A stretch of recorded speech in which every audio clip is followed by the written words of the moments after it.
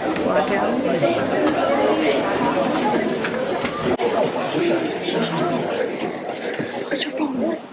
ladies and gentlemen.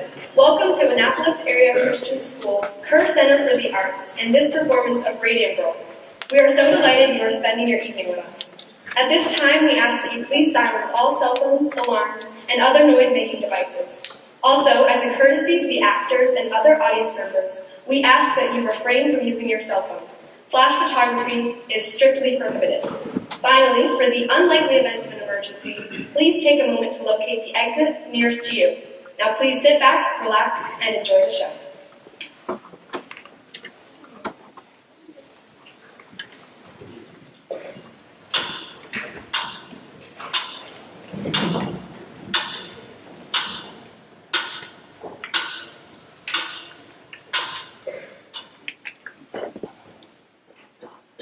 So much light.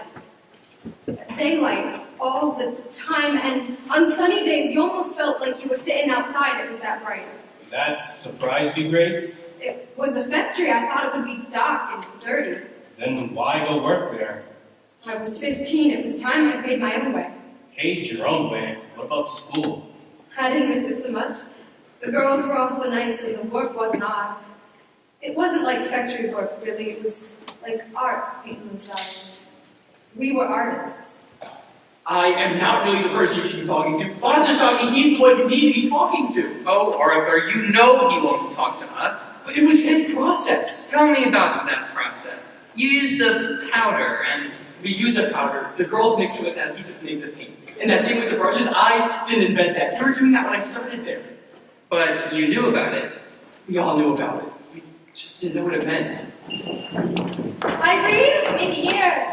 Irene, what you doing? Shut the door. Amelia's working inspection today. Is that bad? Not for us. She's gonna be sitting in this room all day by herself in the dark, checking dials. Poor thing. Poor thing. So we're gonna give her a little surprise.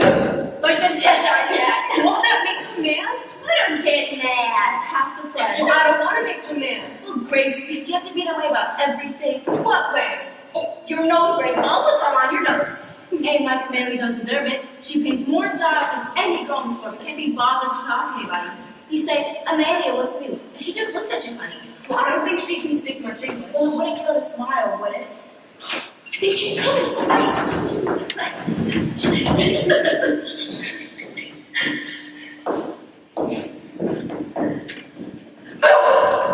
Oops. Painting your faces?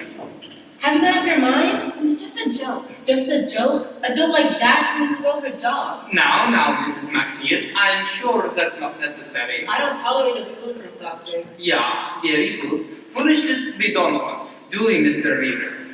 This is the inspection room. All of the dials that are painted come here. And these are some of the girls who should be on the floor working. Girls, this is Mr. Reader, my new vice president and your new plant manager. And I was just telling Mr. Reader what a fine bunch of girls we have here. I'm sure now I must think I'm half right in my mind. Mr. Reader, perhaps you have some words for the girls? Mrs. McNeil. Well, girls, this paint you've been playing with, it is very expensive. You realize this?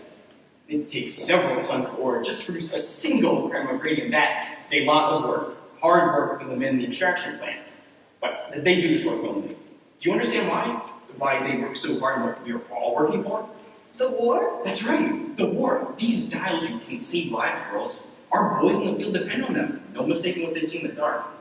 Otherwise, some of those boys won't be coming home. So, if you don't take this work seriously, you're just playing in the hands of the Kaiser, and we don't want that, do we? Of course not, sir. So let's leave this tomfoolery at home and get back to work, huh? Mr. Reader, I wanted to say I'm sorry. I won't do nothing like that ever again. Well, dear, just keep this in mind. If you do right by us, we'll do right by you. I think there might be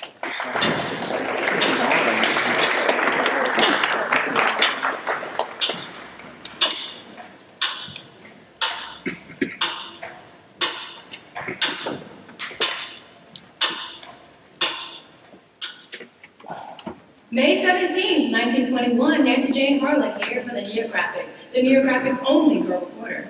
Jack Youngwood for the Newark Ledger, Newark's first source for news. Madame Marie Curie, eminent French scientist, embarks on a whistle-stop tour of the United States.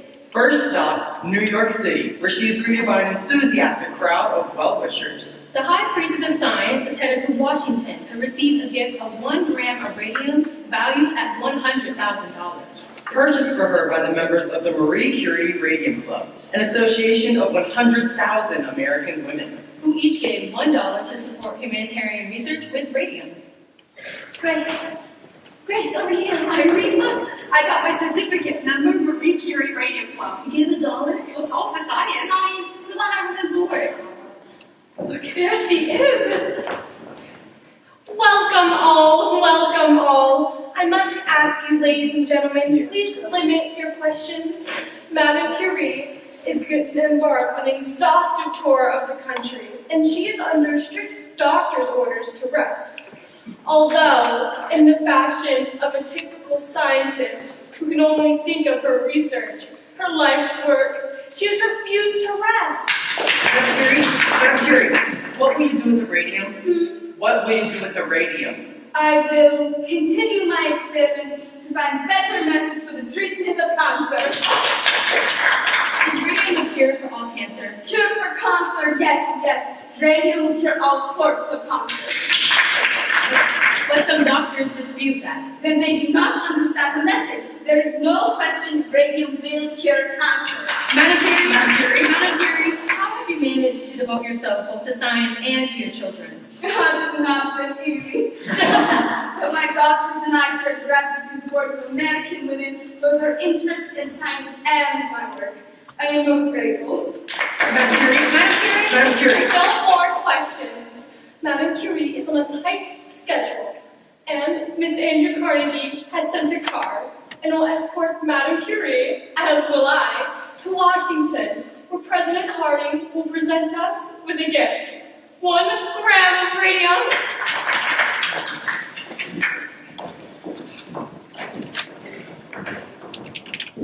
You see that, Charlie? That right there is a marketing opportunity. Let's send one of our customers watches, courtesy of the U.S. Radium Corporation. We'll need a press release. Radium isn't just for scientists to study. The average American can share in its glory every night. Luminous watches, luminous clocks.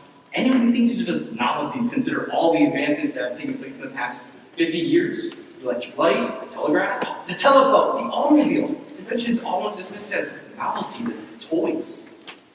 Are now essentials to the modern life. Got it.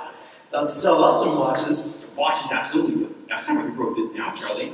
You heard the lady, it's Meadow Market. And Standard Chemicals owns it. Because Monster Shock lets them take it. But if we wanted to, we could get half of the business. It's just a matter of positioning. Standard Chemicals publishes its own journal, sends it out monthly to 12,000 doctors.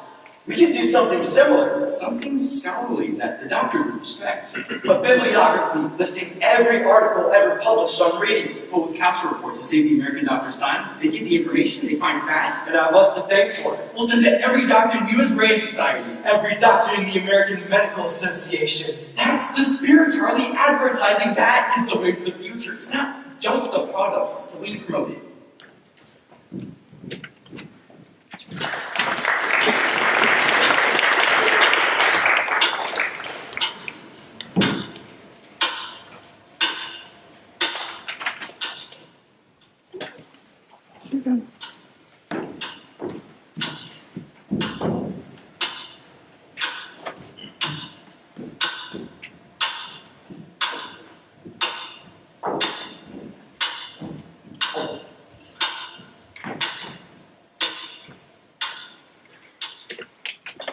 You should have seen it, Grace. The church was filled with flowers. Lilies and carnations and orchids. You know, Amelia did love orchids.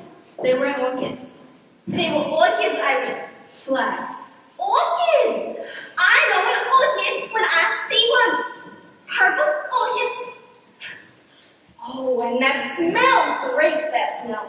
What was that smell like? It was like flowers? No, what? It was like heaven. I was gonna say it was like heaven. Like heaven? That was just a funeral. You Make it out like it was some Valentino picture. It wasn't just a funeral, it was Amelia's, and it was beautiful. You should have seen it, Grace. The church was like the botanical gardens, and the company sent a big spray of flowers too. Carnations? Mums. Yellow carnations. Those were mums. Well, it sounds like a nice service anyhow. Girls. Girls. The whistle's already gone. Now then, I received new instructions today. We're going back to the old way of putting the brushes. We're losing too much paint in the club.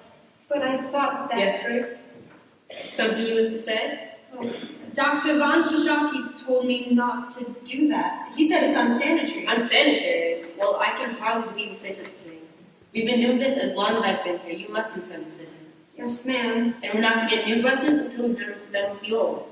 And they gotta be so bad, they can't get a point no more. You can't make a quota like that. Well, you'll do your best then, since I have my instructions. I need a new brush. It's not for us to be asking questions, is it? It's for us to do the work.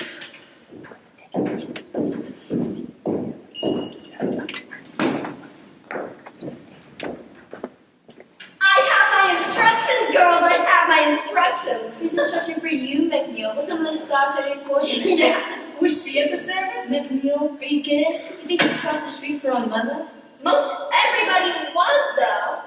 You was about the only girl from the floor who wasn't there. I wanted to be there, but Mom was working, and I had to watch the little ones. You could have brought them. All 7. Well, if it was me, I'd have tried to get there. Just let off. Grace feels bad as it is. Were many of the fellas there? Oh, yeah, lots of fellas from downstairs. Mr. Roth from the front office. Oh, what? Dr. Von Shishaki was there, too, and Mr. Rita. We left early. So, he was there all the same. Oh, Gregory, you know that fellow from Crystallize? What's his name? The one with the red hair? Well, he was there, you know what I mean. The tall fellow with the freckles. That's it, the one who always snaps his fingers. George. Jerry. I think it is George. It's Jerry. Jerry Marlin. He's the one who always talked to Amelia in the day room. Oh, that's right. Oh, Grace. When the math is over, he goes over the coffin and he goes like this. He goes like this. No. Yes. Really? Really? For pity's sake. But he did. Nobody could believe it. So what if he did? So what? He was in love with her then, so what? Don't you think so, Grace? Well, I guess he had to if he did that. And can you imagine if he loved her and he never told her, never could bring himself to say it because, well, she was so beautiful and he was so shy. And now it's too late. It's too late and their love is forever thwarted. Oh. He didn't tell her and he'll never get a chance ever again. Poor Amelia. Poor Amelia. Poor kid. Her family took it awful bad, Grace. Albina, Quinta, everybody. Every one of them crying. Even her father cried so bad. Never saw May cry before, not like that. Just bawling like a baby. And you know why, too? Because their daughter had died. She died from... Irene, don't go spreading stories. Story. Albina told us. No reason Grace shouldn't know. Know what? Know what? She dies. Amelia? Isn't it awful? Albina said her father's big to be tied. 6 girls at home and ain't none of them ever going to a dance again. All because she upped and died from syphilis. Well, shh. I can't help if that's what she died from. Well, you don't know that for sure. It's on the death certificate. Anemia and complications from syphilis. But Amelia was ever so nice. I guess she got around more than we knew. Maybe it's a mistake. Maybe the doctor got it wrong. Come on. He could have got it wrong. Doctors are wrong sometimes. That's true. Doctor was wrong about it, and What's Mama got to do with it? Irene, don't you remember? Up to the day she died, doctor said Aunt Ivy would be fine. Said take a cup of tea, get a good night's rest. And 2 days later, we was taking her to Rosedale Cemetery. Girls. Girls. Your attention, please. announcement. Thank you, Miss McNeil. Girls, we're here to put a few rumors to rest. And to explain some changes, yeah? Yes, as some of you may have heard by now, Dr. Bonsashanki is stepping down, and he'd like to take this opportunity To say goodbye. And Mr. Reader has kindly consented. Some of you I have known since you were little girls, coming here during the war, you working so hard, day after day at the bench, 200, 300, some of you 500 dials a day. You were so excited to be part of our work here. I knew when I started this business in my own kitchen, mixing the paint, I knew I had found something miraculous to make life better, easier. And now, what do I read? More and more uses for radium, more than I believed possible. Thank you, Doctor. Yes, thank you. Now, girls, the doctor is a very busy man and must be on his way, so let's wish him luck in his new business ventures. Very good. And Mr. Reader came to us 4 years ago. I saw in him a man of great enterprise and great ambition. Thank you. Little did I guess the direction that ambition would take. But that is one of the things that makes this company great. The opportunity it affords to a man and his friends. And so, girls. And so, ladies, let us wish Mr. Reader the very best in the new direction he intends the company to take. Direction? No, Doctor, we do. With the slowdown in the dial painting and the moving of the business into the medical market. What the doctor is referring to, some of our larger customers have set up their own dial painting studios. Which means less work for our girls here. In the short run, things may be slower here. However, the Waterbury Clock Company in Connecticut will need help setting up its new studio. We were planning to make that announcement next week, but we'll have to do it now. Ms. McNeil? Well, we'll be asking some of you to set up there. The work is supervisory in nature, which means more pay. Do you have any girls in mind? Louise Conan was one, Sarah Deutsch, Lena McCarthy, and Catherine Shaw. I think time is downstairs. I'll visit today. Fine, then we have our girls. Now, as we are all on the clock, we'll leave you to your work. Thank you, ladies. My best wishes to you. That's back to work with you, girls. You're gonna do it, Catherine? You're gonna take a job? Would you, Grace? Would you go to Connecticut? No, it's awful far from home. Tommy would have a fit. Oh, come on, Grace. It'd be fun.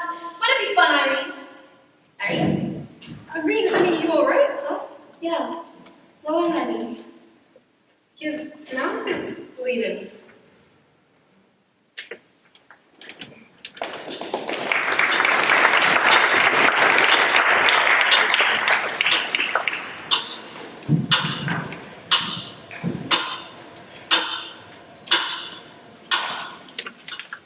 $35 a week, and she quits the place. More to life than money. That's what you say when you're young, Tom. But when you and Grace get to be my age, with your house full of kids underfoot, you'll thank God for every penny you put by. We got money to put by.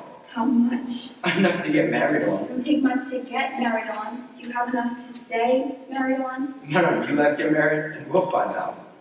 Are you still eating, Tommy? That's good. You're gonna get fat. Gotta keep up his strength. He works hard for his money. Don't start, Ma. I didn't say nothing. It's your father who hit the roof over it. He didn't hit the roof. You should have seen the man's face, Tom, when he found out Grace wasn't working no more. Most girls would have their eye teeth for a job like that. Good money, easy work, nice looking fellows, her own plant. Oh, you didn't tell me about them, Grace. Wasn't that many of them? Hardly seemed worth the mention. And she leaves it all behind for reasons unknown. I'm tired of it, that she says. Are you tired of a paycheck, I says. Who needs a paycheck, she says. I got me a boyfriend to take me out Saturday. Oh, she said that? You know I didn't. And for your information, I got a job. I started the bank on Monday. Oh yeah, the bank. And what's it paying? Enough. Enough. Always enough. You know what that means, Tom? It don't come close to what it pays about the radio. Well, it's office work. Office work. Well, I guess that means you'll be spending more money on clothes then. Tom, can you take your plate to the sink for me? Sure.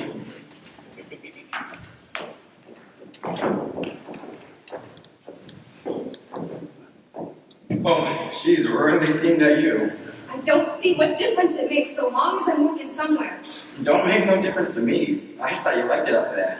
Sure, I liked it. I worked there for 4 years. So, I've been delivering mail at least 8 years. I plan to keep on doing it another 20 or 30, if I'm lucky. And then like steady work and a good pension to help me sleep at night. Well, I don't have a pension and I sleep just fine. I bet you do. Really? How come you quit, Grace? Lots of girls are quitting. Work is slow, and besides, since Irene left, it's not that much fun. And wouldn't you rather have a girlfriend who works in a bank? Not as much as I think a wife who doesn't work anywhere. Close your eyes, I got a surprise for you. Yeah? Want me to pull the shades? Not that kind of surprise, close your eyes.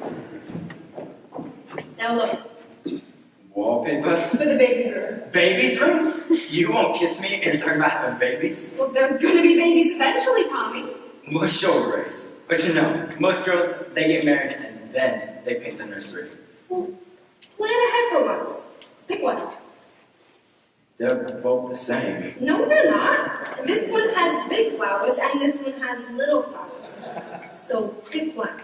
There's some kind of test? No, it's just wallpaper. So it is some kind of test. Pick one, Tommy. That one. Really? The other one then. Which one do you like, though? They're both pretty nice. I want you to like it, too. If you like it, I like it. Wallpaper's wallpaper. No, it isn't. You gotta choose something you can stand to look at for 20 years. Same way you big women. Keep it up, smarty pants, and you won't ever get that kiss. Alright, this one. This one. I like it, too. A nice neutral yellow goes with either a boy or a girl. And until the baby comes, we can use the room for other things. Yeah? Like, what? Like a painting studio, maybe? A painting studio? Do you get enough of that at work? Not the kind I wanted to do, Tommy. I used to paint watercolors in school, but once I went to work, I didn't have no time with watching the kids and helping Mom. Once we're married, I just want some time, just a little time to myself so I can do watercolors or oils. Maybe portraits in oil. I could paint your picture if you like. Why not? Paint a big picture of me and why hang it in the outhouse. All our friends will come around and just use the can, so they can see it. The way you talk sometimes. Oh, Grace. You want to paint pictures? Paint pictures. I ain't gonna stop you. You say that now, Tommy, but once we're married, you'll change your tune. Sure, I'll be whistling Dixie. Wait till you come home some night all worn out, some Christmas maybe, when every customer on your routes had 3 times the mail, and maybe some dog took after you, and some old lady kept you on her stoop telling you all about her grandchildren, and you won't have the heart to tell her you can't talk. I know you, so you come home all cranky, late besides, hungry, wanting your dinner, and there I am in the kitchen with my easel set up, and a drop cloth on the floor, my paints all over the table, and your dinner nowhere in sight. What would you say then? Better be a picture of me you're painting. Oh no, I know what you'd say. Where's my dinner? That's what you'd say. Where's my dinner? Well, sure, but I still admire the painting. Just want to look at it on a whole stomach is all. So how'd I do? Pick the right wallpaper? I don't know. Maybe I'll go look at stripes. Stripes, polka dots, I don't care. Let's get married, Grace, and tell your mom we ain't waiting no more. We'll just run off. Tommy, we're not running off. We're gonna do it right. A nice church wedding with flowers and music. And then a week at the seashore, just us. And then after that, we get moved into our own place. You'll see, it'll be worth the wait. Your mouth hurt you? Yeah, the dentist wants to pull another tooth in the back. Well, what's the tooth?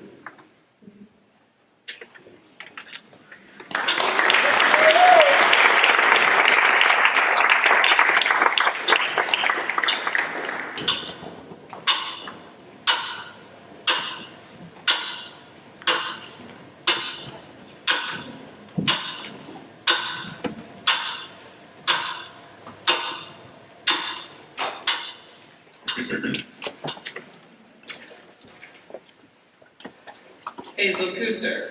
Any connection to the others? Only by virtue of employment, except she's got a good lawyer. Knows how to write a good letter anyway, that lawyer. And she no longer works here. Left 6 months ago. This makes 4 now. 3. 4 if you count the magic girl. I wouldn't include her. She worked here. She also worked other places. And what she died from, you can't get here. At least, I don't think you can. It's not funny, Charlie. Besides, it's just idle talk. In my experience, there's usually something to the idle talk when it comes to a girl like that. From a large family, wasn't she? Italians. The conditions they live in. 10, 12 people in 3 rooms.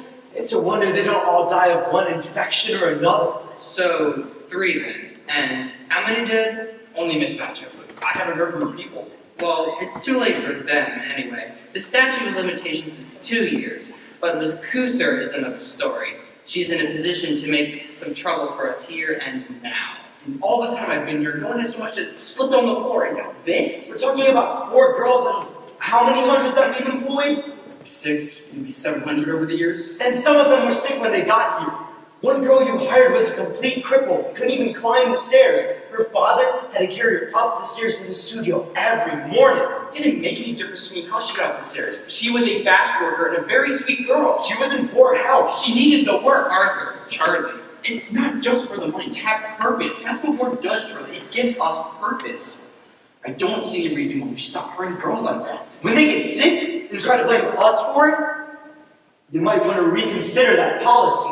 Let's see what Dr. Drinker has to say. Dr. Drinker. Some professor at Harvard School of Industrial Health. He chairs the department and he's agreed to take a look at our operations. Don't you think we're jumping the gun a bit? Hiring him? We've had 6 girls quit this week. Miss McNeil tells me there could be more. Girls come and go all the time. It's never been like this. These girls are terrified. We gotta do something to calm them. Letting Drinker examine them? That sounds to me like a recipe for mass hysteria. We'll tell them it's a routine physical. Edward? Companies give physicals all the time. The Drinker will start next month. In the meantime, I suggest we make an offer to Miss Kusser. Settle? There's no proof her problems are connected to us. If she sues, believe me, you won't like the publicity it brings, and neither will your investors. Yeah. You think that will affect the stock offering? Don't you? Great. We'll open at 30 and close at 10. Or not open at all? But if we give this girl something, that will keep her quiet. It would be a condition of the settlement.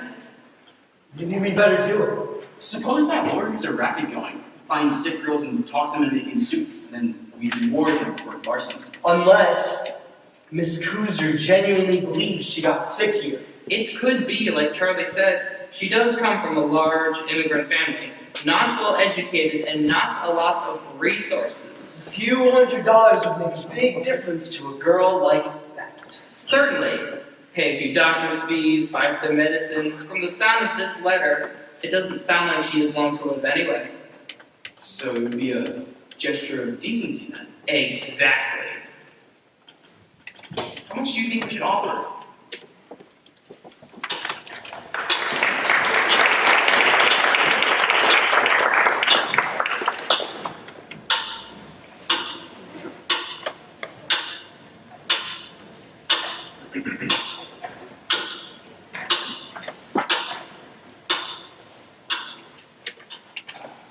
March 24th, 1924, Jack Youngwood here for the Newark Ledger. Nancy Jane Harlan for the graphic.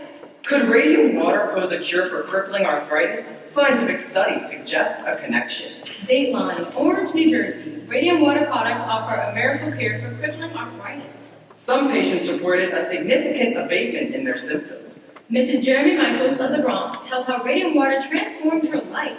My pain got so bad I couldn't hardly bend over. While others reported only mild relief. This poor, brave woman could not even bend down to kiss her little ones goodnight. Oh, and I got 3. Let me tell you, they are a handful. Dr. Harrison Martland, Chief Medical Examiner for Essex County, commented on the study. Preliminary test. Your recommendations, Dr. Martland? I advise further study. Then Mrs. Michaels tried radium water. They said it would help my rheumatism, so I drank a bottle a day for a month. It wasn't cheap, but I was desperate. The test sample is questionably small. Well, first off, I felt like I'd been hit by a bolt of lightning. It was that powerful. Now, I drink a bottle a week just to maintain my health. I hang laundry and scrub the kitchen floor same way I always done. Dr. William J.A. Bailey of Orange, inventor of Radium, reports strong demand for his product. Dr. William Bailey of Orange announces sales of Radium exceeded 100,000 cases worldwide. Radioactivity is one of the most remarkable agents in medical science. I drink Radium myself, and I can vouch for its power. A bottle a day? At $1 per bottle? Worth every penny. Yes, indeed. I myself was the picture of lethargy before I discovered the amazing, vitalizing qualities of radium water. Now look at me. I'm nearly 50 years old, but I have all the energy of a man in his 30s. You rather look like a man in his 30s. Well, thanks. A testament to the tonic's potency. Or to the seller's creativity. Radium, it's perpetual sunshine. And a perpetual money machine for its inventor. Is there no end to what science can do?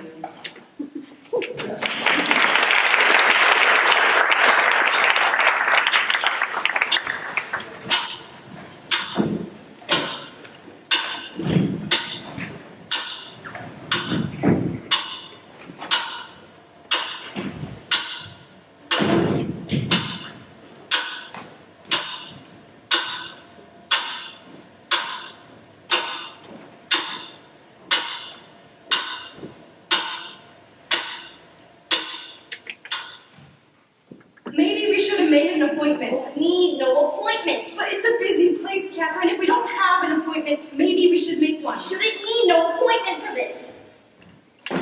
I'm sorry, I couldn't find anything under Rudolph. No, it's under Shaw. Shawl? No, it's under Irene Rudolph, the girl I'm asking about. Did she probably complain? No, the dentist did. The dentist. Dr. Neff, Irene's dentist, said she might have fuzzy jaw, and she was gonna complain to the health department about it. But when I asked her, she said that she hadn't heard nothing, and it's been more than 6 months now. Fussy jaw, you say? Yes. Catherine, it could have been like your doctor said, a blood infection. Yeah, but what gave it to her? That's the thing. What was it from? From dirt. You get infections from dirt. From dirt? Her face puffed up like a pumpkin. Her jaw rotted so bad she couldn't eat nothing. You think you get something like that from a little dirt? You get it from phosphorus. They're telling everybody it's radium in the paint, but it's really phosphorus that makes it glow. Honestly, Catherine, you can't really believe that. You saw her, Grace. Catherine, if it's like you said, they'd never let you work there in the first place. Sure, they'd have shut the place down. Who was gonna shut it down? I don't know, the county maybe? Honestly, Grace, you're such an idiot. Hey! How they gonna shut it down if they don't know about it? Ever think of that? Come on. Tommy, it's all right. She got no business talking to you that way. She's just upset. Upset? She's gone around the bend. She probably thinks they're dumping arsenic in the drinking water. Next is going to be that they're using babies to stoke the furnace. Go ahead and laugh. You won't laugh so hard when it's you coming in here 6 months from now asking after Grace. For crying out loud. Catherine, it's just a toothache. Yeah, that's how it started for Irene. Just a toothache. You wait, Grace. You wait. You'll wake up one morning, your gums hurting so bad you won't be able to open your mouth. So we can sit, you won't be able to stand up. The pain's so bad you won't be able to sleep. Stop it. Your face will swollen. You won't understand the side of it. I said stop. Grace is fine. Right, Gracie? Irene Rudolph. That's it. She works at the radio plant. Yes, ma'am. Nothing. The company's in full compliance with all the Let me states. see that. Miss, Who's Miss No? that's the health officer, Miss. Paint is a harmless compound of radium and zinc. As I was saying, the analysis shows that there's no phosphorus in the paint. There's no phosphorus anywhere in the plant. There. You see, Catherine? Miss Young even toured the plant herself, and she found nothing amiss. I'm sorry. Well, guess we can get some lunch then.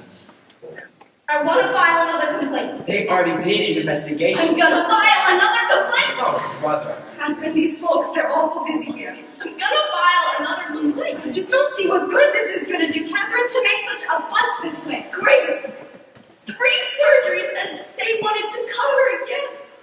She finally said no. She knew. What was left of her jaw was rotted so bad.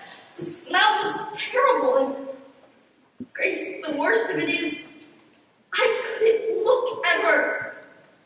Irene was so afraid of being alone, and I left her alone. When she died, it was the middle of the night, and nobody was with her. Nobody heard.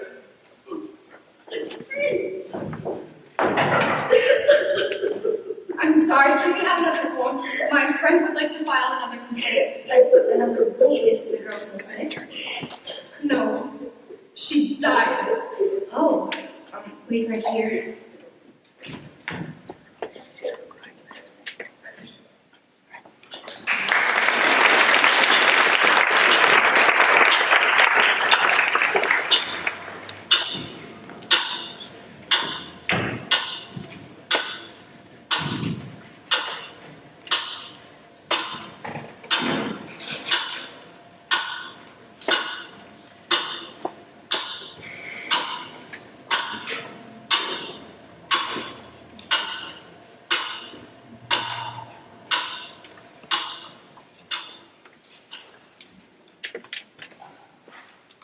Harriet, come down from that tree at once. But I'm waiting for Papa! Fine, when he gets here, I'll send him up after you. Oh, there he is! Papa! Harriet, come down at once. Papa, I can see clear to the church. Can you? Do you see your grandfather? No, but I can see the schoolhouse. You think this is funny? She's enjoying herself. Harriet! Tell you what, if she's going to shout, she won't shout. They can hear her all over the neighborhood. Can they? When she gets down, I want to speak to her. She's 9 years old, I am.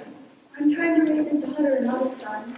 Time is on your side. Another year or two, she'll lose all interest in trees and love a fascination with boys. That's supposed to scare me. When that day comes, you'll be fantastic because she'll no longer want to climb trees. What's this? Something to give you vitality. Think I need vitality? That's what it says on the bottle. Is it pure? The word is fire. You want to try some? If it'll give me vitality, how could I refuse? Your father came by to see me today. Another hard luck case? 4 children at home, all under the age of 6. Let me guess. Wife in the hospital with cancer. Yes, And the husband's been laid off from, let's see, the brickyard. yes. Through no fault of his own. How did you know? Dad was around to see me yesterday. You know, it's never enough for them just to have ordinary ambition. So you have to have a mission in life. And you do? No, I have a business plan. You can't tell me you wouldn't help this man if you could. If I could, but I can't give him a job that doesn't exist. What about Dan Lehman? Dan? Maybe he could use some help? In the laboratory?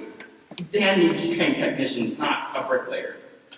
Why don't you have him talk to Mrs. Middleton? Don't you women have some social club for things like this? You mean the Women's Club Civics Committee? Right. Yes, the club takes an interest in such cases, but we're not an employment service either. Which is why I thought you could help him. Oh, you do love being married to the company president. It has its advantages. You ever think of trading it in? Do you? I got my shoes shined this morning, and as I watched my boy work, I thought, this is quite the enterprise. I mean, the work walks in, the work walks out. There's no health inspectors, there's no warehouse, there's no stock prices. And you'll trade it all for your own shoe shine stand. Fewer headaches that way. So you're in one of those moves. What is it this time? It can't be the market. It went up today. You're reading the financial pages. I have to entertain myself somehow. So what happened today?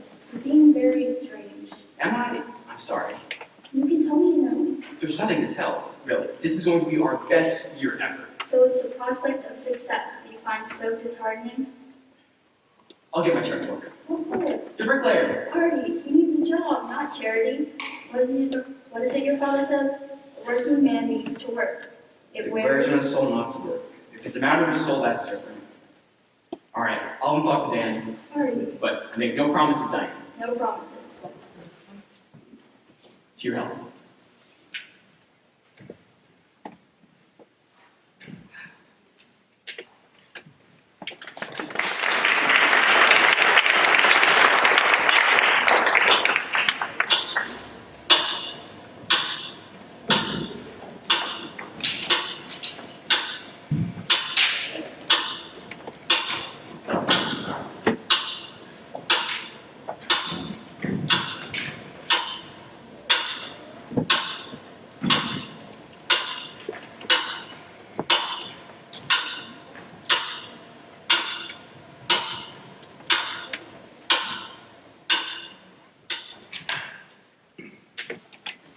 How long have you had this drainage? A week or two. It hurt something awful, Dr. Neff. Anything else bothering you? My back hurts some too. Your back now? Have you seen a regular doctor? He says it's just nerves. Nerves? About my wedding and all? This isn't a case of nerves. I hope you told him that. Well, what do you think? I think you better schedule that surgery. Couldn't we put it off a little till after my wedding? If you don't have the surgery, you won't have a wedding. What? Miss Fryer, I want you to listen to me. Your jawbone is decaying. That's the black pus oozing out of your gums. It's the bone itself. That's impossible. To Mr. Arthur Reeder, U.S. Radium Corporation from Cecil Drinker, Harvard University. Enclosed is our report. Finally. We believe that the trouble in your plant is due to the radium. Radium? It can't be as bad as all that. This can't be. Put off the surgery and you will develop a septic condition. It could be fatal. The blood changes in your employees can be explained on no other grounds. But everything I got, I saved for my wedding. Photographic film carried by those employees show heavy fogging. Well, I have a suggestion for you, and we suspect high levels of gamma radiation throughout the plant. Go to the radium plant and explain your situation. Go to the company? We realize that no proof can be offered at the present. Once they see the kind of shape you're in, This is impossible. they have to feel obligated to help you out.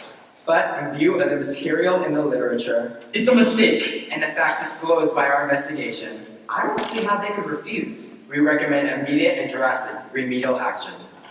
Look, if you want, I'll write to them for you. They can work through me, just pay my bills directly. You think they'd do that? Charlie, They have a moral obligation, don't you think?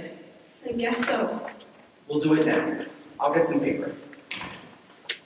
he has to be wrong, that's all. He's wrong. Charlie. He has to be wrong. He must have overlooked something. If we're suffering from a new ailment caused by the radium, it could occur throughout the whole plant. One would expect. Several hundred milligrams in solution at all times in the vats. Several hundred in the ore, several hundred are crystallizing. The entire backyard is filled with tailings. Radium is present in good amounts all over our property. If it's the radium, then the incidence of illness should be the highest in the laboratories. No one there is sick. Then perhaps it's some combination of the radium with the zinc. Or maybe something peculiar to our plant alone? Some bacteria perhaps in the brushes? It can't be the radium. There are dozens of application plants across the country, and no one has ever reported anything like this before. The Department of Labor wants to see this report. Yes, I'm aware. What are we going to do? This tears us to pieces. How are we going to answer them? You want to see the report?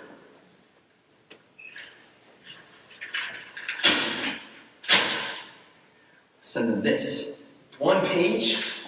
The most important page. Drinker will never stand for this. Drinker works for us. This is a proprietary report. What we do with it is our business. But the Department of Labor, Arthur, We just need a little time, Charlie. Just a little time. you can shut us down for this. Scientists, government men, they have no idea what it takes to run a business. Balestashov, he thought advertising was a dirty word. He laughed at the very idea of promotion. I can't tell you how many times I walked into that man's office, he turned a deaf ear to everything I told him. But Charlie, we showed him, look at us. We are the world's largest single supplier of radium, largest in the world. You know what it's took for us to get here. Do you think we'll stand idly by let our good name be dragged through the mud? Trust me, Charlie.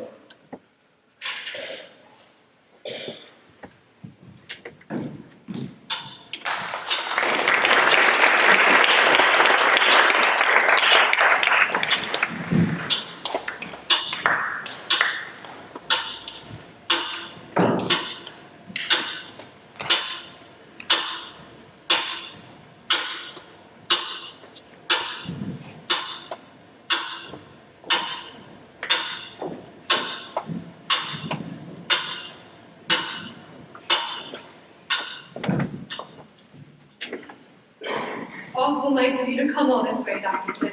Not at all, my dear. I told the surgeon you was coming over here, so he gave me the results of my blood work. Excellent. And so, Well, Miss Fryer, your blood looks better than mine. it does? Yes, but that's what happens to a man who smokes. So tell me, what else is troubling you? My feet and my back mostly. I've had to wear a brace for a while. Yes, and this guy before or after you left the company? After I left. Dr. Neff said this has to do with the radium plant. I know a girl who worked there who died from it. Irene Rudolph? Yes, terrible thing. Vincent's angina. Well, what's that? It's a alternate condition of the mouth, my dear. From the radium? No, it is from poor dental care, which reminds me to tell you, always brush your teeth. And there was something else in the paper about this, about other girls who got sick. One girl I worked with for a while, she's in the hospital in New York, and the doctors don't know what to do. Miss Fryer, please don't tell me you pay attention to those newspapers. They are not scientific. But I can't just pass it Those up. reporters are not scientific. They do not follow scientific methods. They write to sell, not to educate. The scientist is concerned with the truth, not what sells. He undertakes years of painstaking study to come to the understanding of natural, intricate process that most people could not presume to comprehend. So I would advise you to listen to science and ignore the nonsense that is spewed in those newspapers. Because I can tell you right now, radium has nothing to do with what's ailing you. It doesn't? Not in the slightest. Then what is ailing me? Poor diet, Miss Fryer. But Dr. Neff said that this has Dr. to... Neff is a dentist, not a physician. You have a vitamin deficiency. You must eat more fresh fruit. That's hard to do in the winter. And raw meat, calf's liver, twice a week at minimum. Cook it, blend it, whatever you need to. No, Miss Fryer. I am a scientist, and I do this only to further my own education. Call me anytime, day or night. Okay, Dr. Flynn, thank you. Dr. Frederick Flynn, PhD, Physiology, Columbia University. PhD, that's not a real doctor. My findings, Mr. Reader. He's seen half a dozen girls that used to work at the plant. Word I hear, he's working for the company. An objective evaluation, I trust. My funding has no bearing on my research. And I let that fella examine me. I didn't examine her, per se. It was not a medical examination, per se. Nevertheless, you were still able to offer her some useful advice. I did my best. Every girl he sees is the same thing. Nothing wrong with you. Your blood is better than mine, he says. And how are you doing on the rest of the report? The animal studies that I conducted showed no adverse effects from the radium. It's, as you said, one of personal hygiene. How could somebody do that? Straight out lie to you like that? Nothing surprises me. It's exactly the way you said, Catherine. These people will say anything. They'll do anything. Except the right thing. Well, we are going to make them. Catherine, we are going to make sure that somebody hears about this. I am most grateful, Dr. Flynn Barton. Particularly grateful to hear that girl you examined is doing so much better. Not examined, just merely consulted. All the same, she's doing much better, isn't that so? She appears to be on the road to recovery. Excellent. Here is a statement of my fees and expenses. Mr. Lee will draw you a check.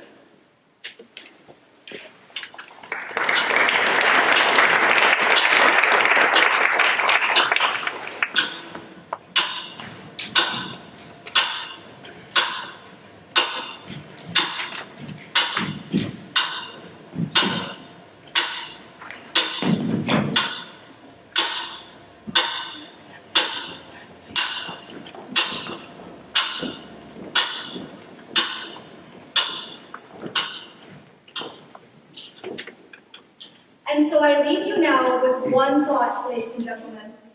We do not have to accept injustice. We can use our powers as consumers to influence the practices of those who wish to profit from our patronage. Thank you. And thank you, Miss Smiley. And thank you to the New Jersey's Consumers League for another job well done. Unfortunately, we have no more time for questions, as this concludes our event for the evening. But we would love it if you guys joined us for some light refreshments in the other room.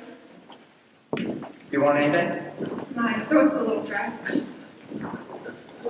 Hello, miss. Need anything? No, ma'am. Are you a guest of a member? No, ma'am. You can visit Miss Wiley in her normal business. I am not leaving till I see Miss Wiley. It's all right, Miss Middleton, it's fine. You must be Miss Fryer. Yes, ma'am. Miss Young at the health department said I should speak to you. I I know I should have stopped by your office, but I missed a lot of work lately and didn't want to miss any more. No need to apologize. I've been meaning to call you myself. Please, sit down.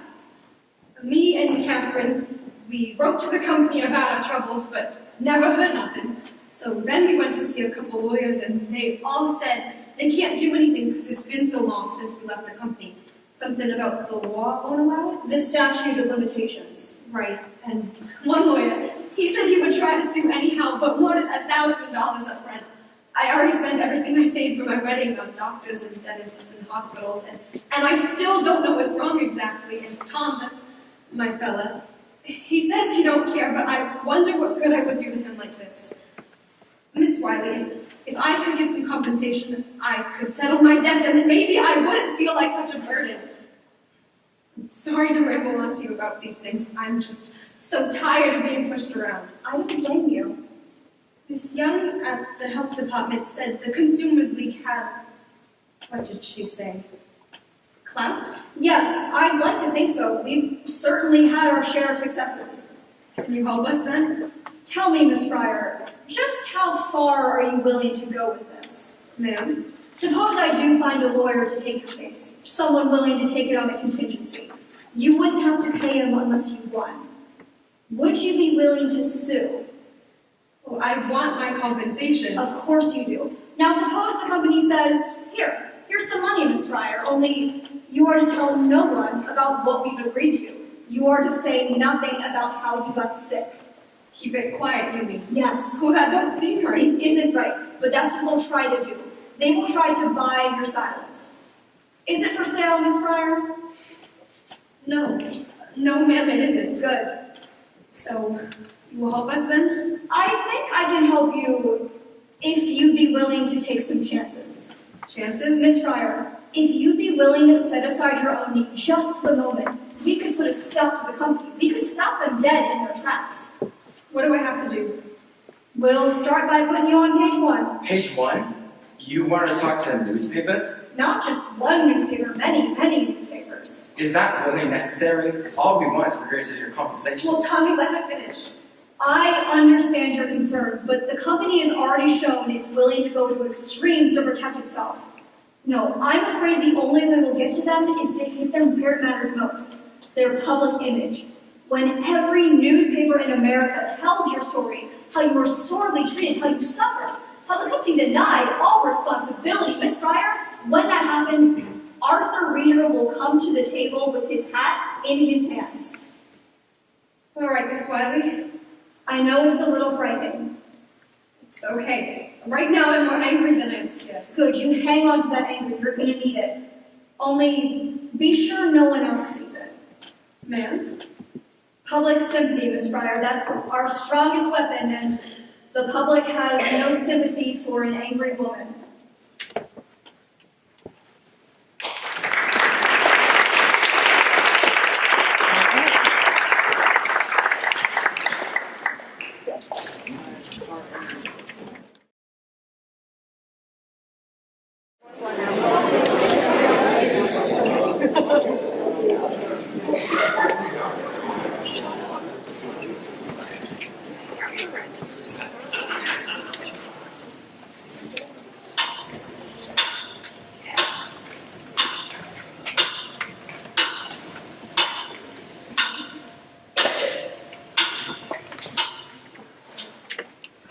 December 4th, 1927, Jack Youngwood reporting for the Newark Ledger. Nancy Jane Harlan for the graphic, On the strange case of the Radium Girls, who claimed they were poisoned at the hands of their employer. and now seek their day in court. $250,000. That's the price tag on their suffering. $250,000. Yes, me, it's all a sham. What do you mean? Those girls are very sick. Sick of working, sure. Doctors say the Radium Girls have only a year to live. Only a year to live and $250,000 to spend. What would you do with that kind of money? What would you do to ease your last suffering days on Earth? What would you do with $250,000? I would buy a wardrobe just like Irene Castle. I would give it to charity. Then I would travel around the world, first class, with all of my friends. I'd play the stock market. And I'd buy my wife a fur coat and a diamond the size of New Hampshire. I'd use it to pay my medical bills and pay off the second mortgage on our house, the one my father took out to pay for my last operation. Pretty Squire sits at home, Suffering bravely through this entire ordeal, struggling valiantly to keep her flaking spirits. for the sake of her family and her friends. It hurts to smile, but I try to smile. I know if I don't smile, I'll go crazy. Tell us, Miss Fryer, how does it feel knowing you have so little time left? Oh, I try not to think about it. But it must get to you sometimes. Knowing what you've been through. And the company's getting fat off your labor. And all they have to say about it is, No comment. Don't you just want to hit somebody? No, that would do no good. I'd rather just think about how it's going to be when justice prevails. And then I can do something nice for the folks. Maybe send them on a trip. They never did have a honeymoon. What a fine example of womanhood. We can only aspire to bear our cross and life as nobly as this young girl.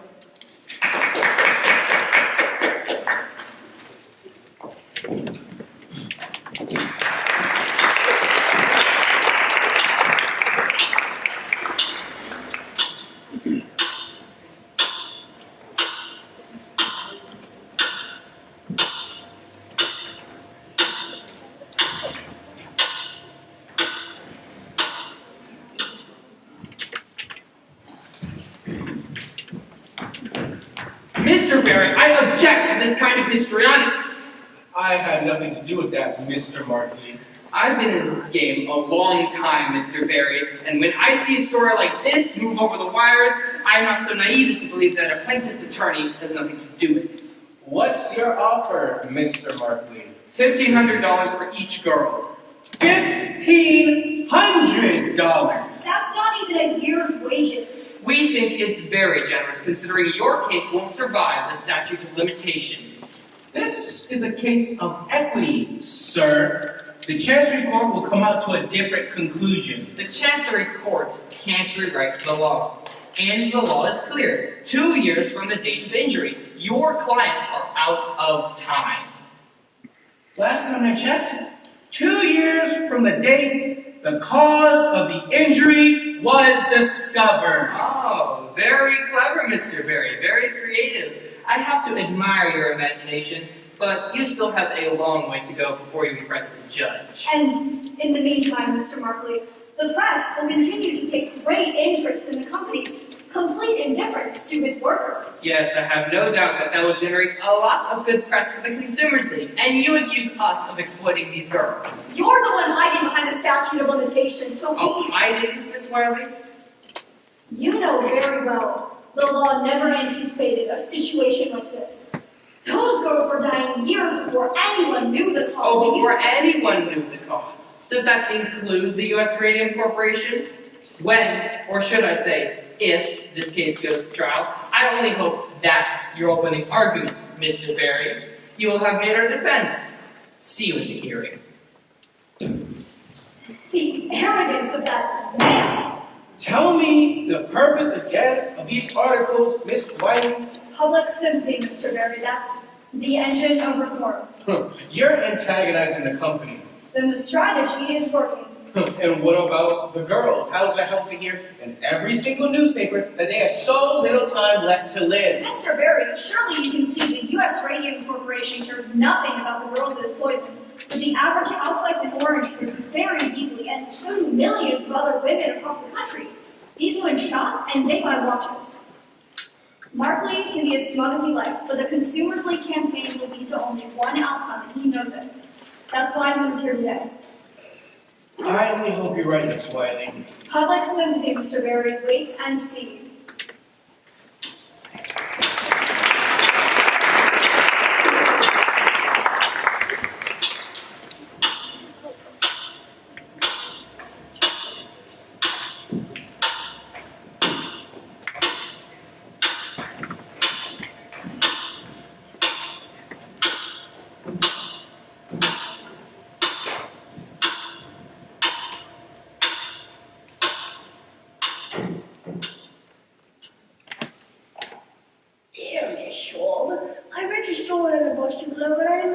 Sorry for your plight.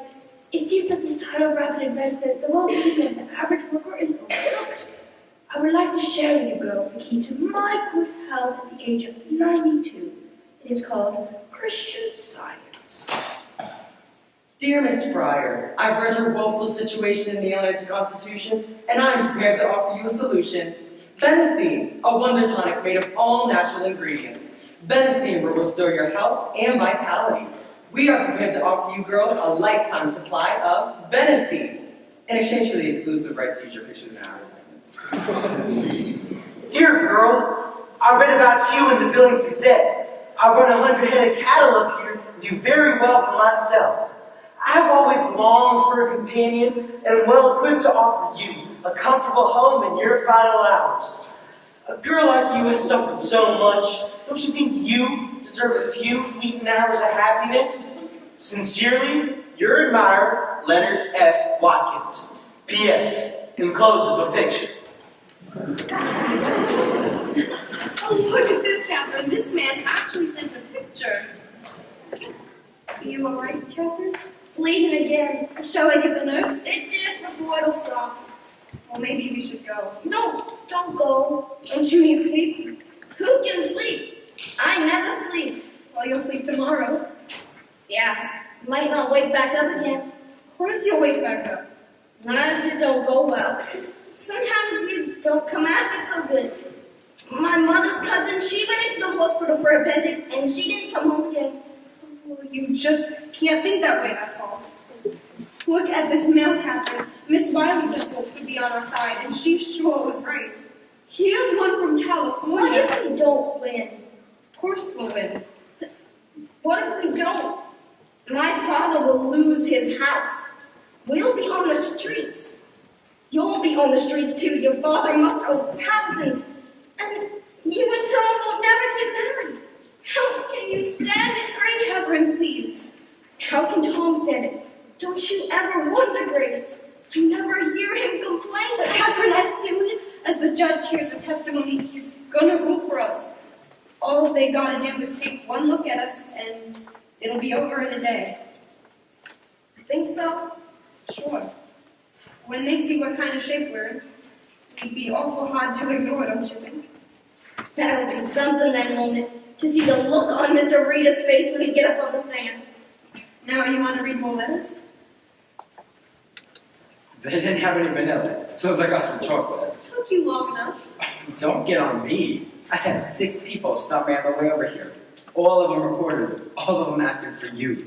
Waiting for me to die. No one's waiting for you to die. Sure they are. One of them called my mother and asked if I had died. When she said no, he sounded disappointed. Try and eat a little of this. You'll feel better. Evening, girls. How about a picture? For the love of Mike, what are you doing? We need some pictures for the graphics exclusive on the girls. Exclusive? What are you talking about? $5,000. That's what? What do you say, Grace? Think you could use $5,000? Well, I don't understand. Perhaps you're familiar with Bonomic Fatty. Who, that faint healer? Herbalist, Mr. Creeder, herbalist. Bonomic Fatty's patent herbal therapy is just the thing to get these girls back on their feet, and the graphic will pay for it. All we ask is the exclusive rights to their story from here on out. See for yourself. You wanna pay us to go see Bonomic Fatty? Easy money, huh? Let me see that. They're serious, Grace. The graphic always does business on the up and up. I don't know. Grace, was your father on the house? Well, I don't know exactly. And that last hospital bill, that was at least $200. At least. Maybe we should think about it. Then all we gotta do is talk to this herbalist fellow. Of course, we'll have to get your money's worth. A regular series of features with pictures, following the course of the treatment, your illness, your recovery, or otherwise, depending on how it goes. And then you print whatever you want. Maybe we add some color. Everybody adds color. It don't sound so bad. Maybe we should talk to Miss Wiley first. Miss Wiley? What's it to her? You're the ones with bills to pay. It wouldn't be right to do something like this without talking to Miss Wiley. You're a big girl, Grace. Can't you make your own decisions? Of course I can make my own decisions. You take it that came from the company. Well, the company owes us a lot more than that. If you ever see it. Grace, maybe we should just do it. It don't feel right. You're gonna talk to the reporters anyhow. Why not get something out of it? He's right, you know. Why give your story away when people are crazy to read it? Believe me, you girls could cash in big. The day we ran the feature on you, bang! Sold out every copy at every newsstand. Everybody can sympathize with the plight of some poor, sick girl facing certain death with no hope of fulfillment in motherhood. I would like you to go now. My friend is tired and she needs a rest. Grace, at least think about it. Sure. Think it over. I understand. You're worried about what people will say. But hey, you gotta think about your own interest here. There's no reason you shouldn't get something out of all of this. Look out for number one. That's the way. Everyone else is out to get what they can. Or sure. Why should you sit back and keep your nose clean when everyone else is up in their elbows in it?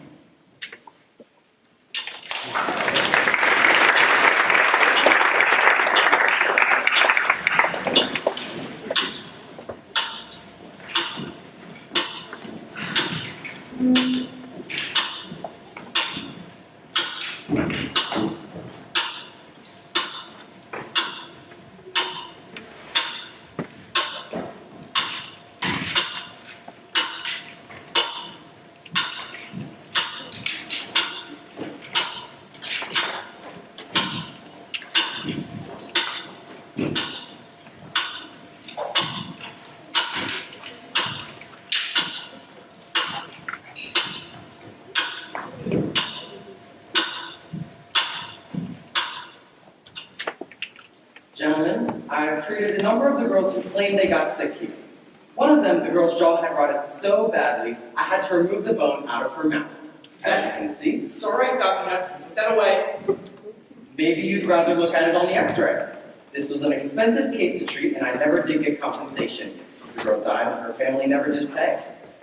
I sympathize, Dr. Neff, but what does that have to do with us? Here it is straight. There are going to be a lot more girls coming out and saying they got sick here. So maybe we could do business. I scratch your back, you scratch mine. That sort of thing. I'm not following you.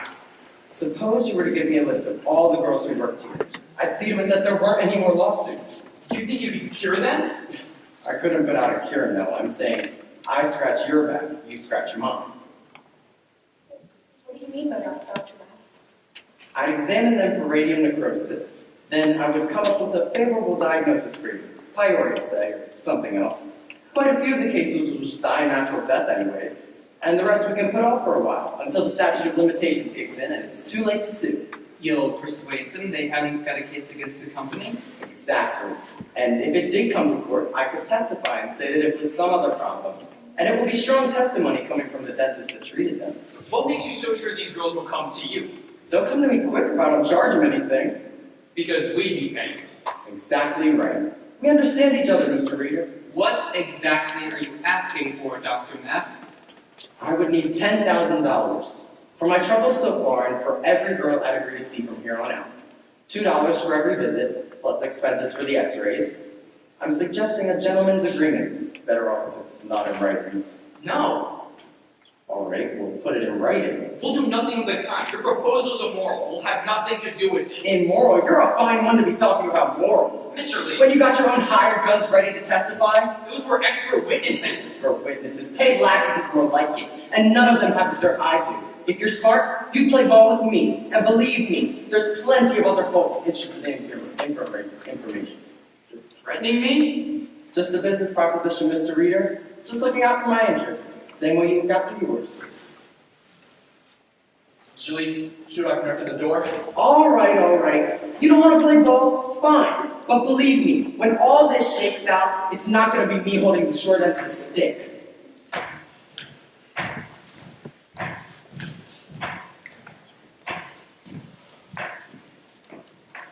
Gentlemen, which one of these things will happen this morning?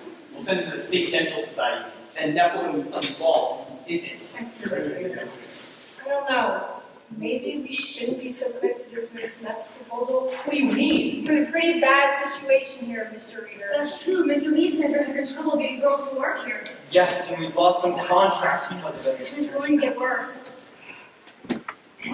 And the stories, the paper's full of those girls.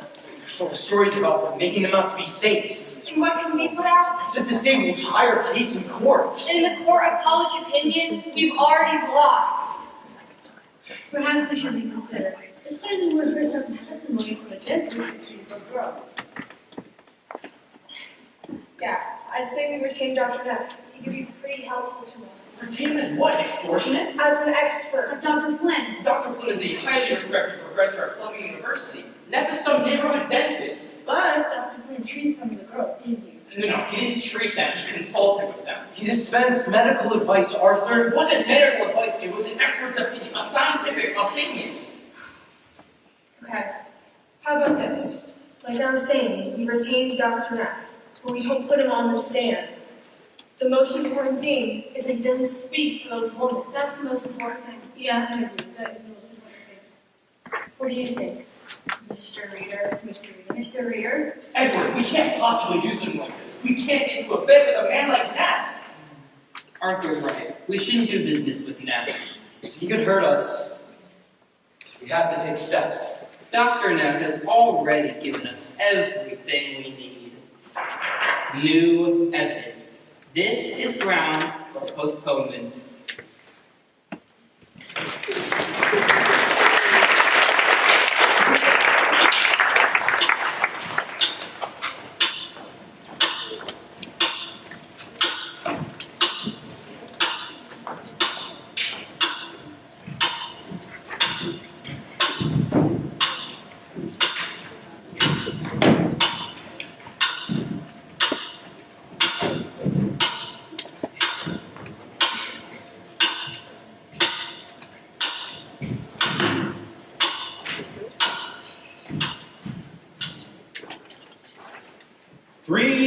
months. 3 months to study and x-ray. It's outrageous. And the girls, did you see the girls? Their eyes like saucers, looking at me, terrified. Mr. Barry. I mean, how can we hold out for 3 more months? Catherine Shaw could barely make it onto the courtroom today. And Grace, she was trying so hard not to cry, but of course I had all the answers. Go home, girls. Get some rest. Yes, that's the best I can do. Go home, get some rest. You're doing I mean, I don't understand people like Markley and Reader. How can you straight up lie like that when the girls are sitting right there? I mean, you think the company would do something with all the publicity it's got, but no. Markley seems to enjoy the sport of it, whatever he can get away with. It's called real cold. Mr. Barry. What's this? It's from Catherine Drinker, Mrs. Cecil Drinker of Harvard. She's an industrial hygienist also. She worked with Dr. Yes, Drinker. Miss Wiley, that's very interesting. I already looked into it. There's nothing in this that can help You've us. only seen part of it, Mr. Barry. Please. This is the complete report. I received it this morning. Mrs. Drinker has been following our story very closely, and she was particularly disturbed to read the last article in the Ledger, one where Mr. Lee says her study clears the company. Peter doctored the report. He doctored the report. Apparently, he pulled out one page listing the blood conditions of a dozen workers and passed it off as the whole thing. It doesn't look so bad by itself, does it? But in context, it's a slightly different picture. We can use this. Yes, that should impress the judge. The judge? Miss Wiley, I am not going to wait 3 months to make use of this. If Mr. Reader doesn't want us to use this in the courtroom, he can read about it in the newspaper.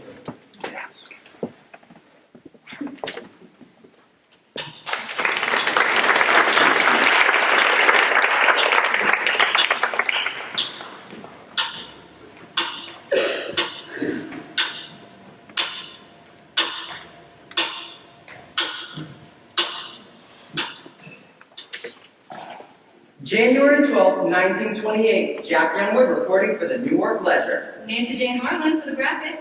Radium Girls go to court today. Radium Girls knock at the doors of justice. Will they be heard? These poor injured girls face pain, Disfigurement. ruin. And death. And as the clock ticks away the precious moments, A hearing begins in Chancery Court. where the U.S. Radium Corporation demands a postponement, While plaintiff's attorney Raymond Berry makes a shocking disclosure, showing that the company lied to the Department of Labor, showing that it distorted the results of a Harvard study. concealing the ill effects of its product. Read all about it in the Ledger. Read it in a graphic. We care because you care.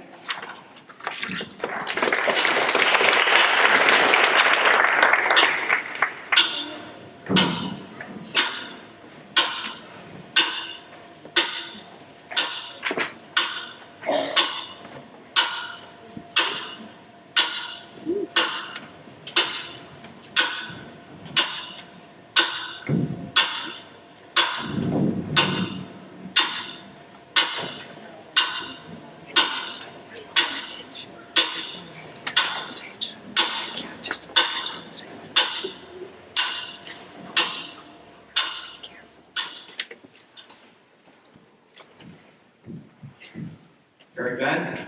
You didn't read it? I make a point not to these days. Only other people would do the same. Mrs. Mitchell from across the street, she walked right past me this morning, didn't say a word to me. I knew she saw me. And the women at the market and the greengrocer, the way they glanced at each other. And at the club, Mrs. Middleton and the other ladies, the whispers. Why don't you put that away and read the journal? I saw here the other day. Why don't you read that? At the club today, someone actually had the nerve to say to me, "Is it true?" "Is it true?" she said. "Did your husband poison those women?" I said, "Mrs. Coward, if you think it's true, then why would you speak to me at all?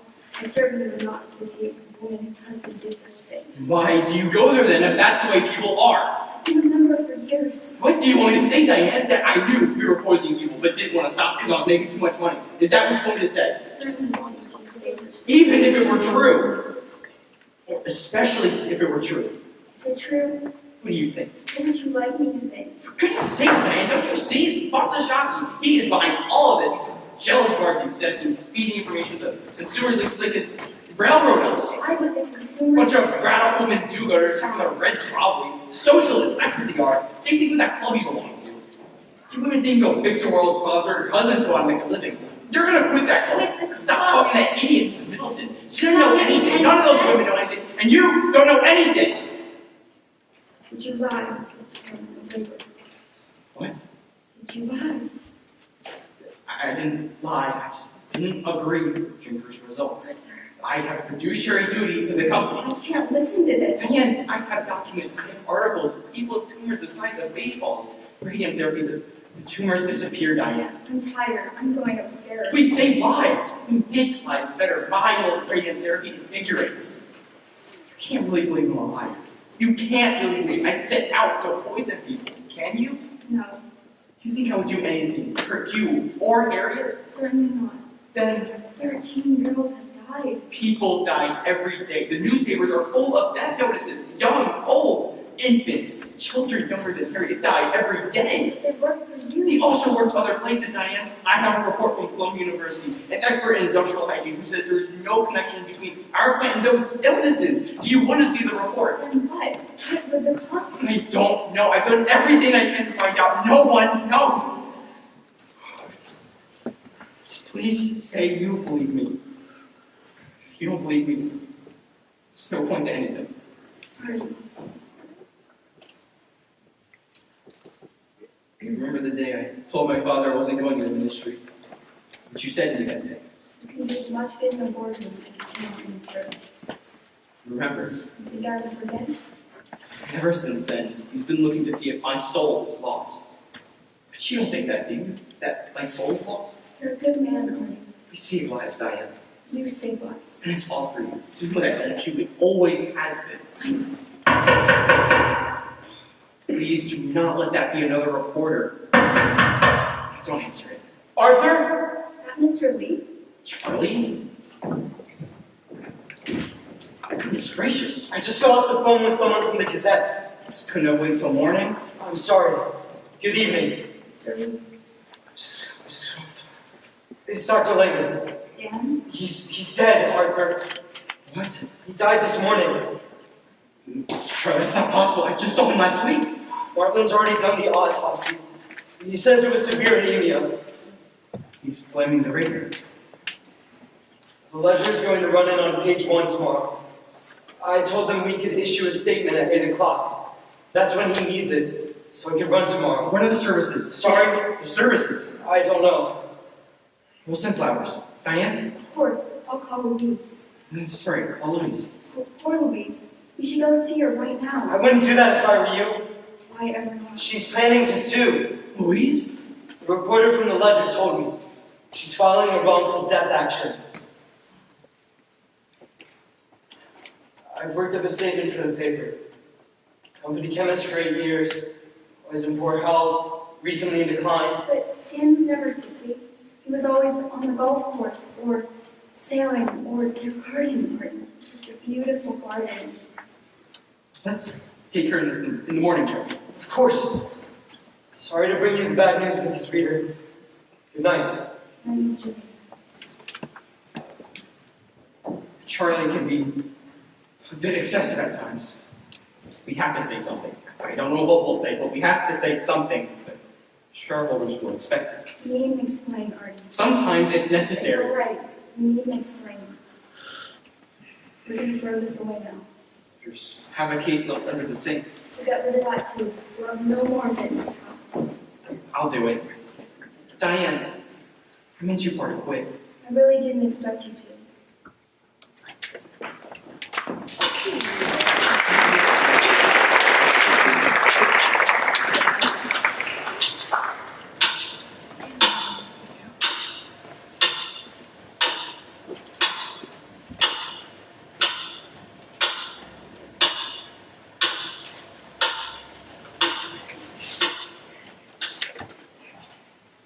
February 21st, 1928, to Mr. Raymond Berry, from Dr. Harrison Martin, Essex County Examiner, Orange, New Jersey.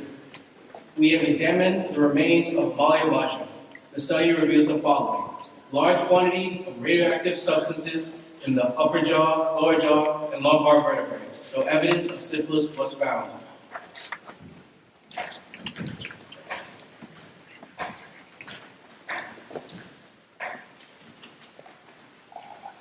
Body is radioactive. Bones of dead girl kick off gamma rays. Catherine Wiley of Consumers League declares new evidence shows company lied. Dr. Joseph Neff, a Newark dentist who treated Amalia, has turned over portions of the jawbone he removed from her mouth. This x-ray film shows the jawbone is still radioactive 5 years after the girl died. Will this make your case? Will this force a settlement? Make our case? No. This gentleman will make our case.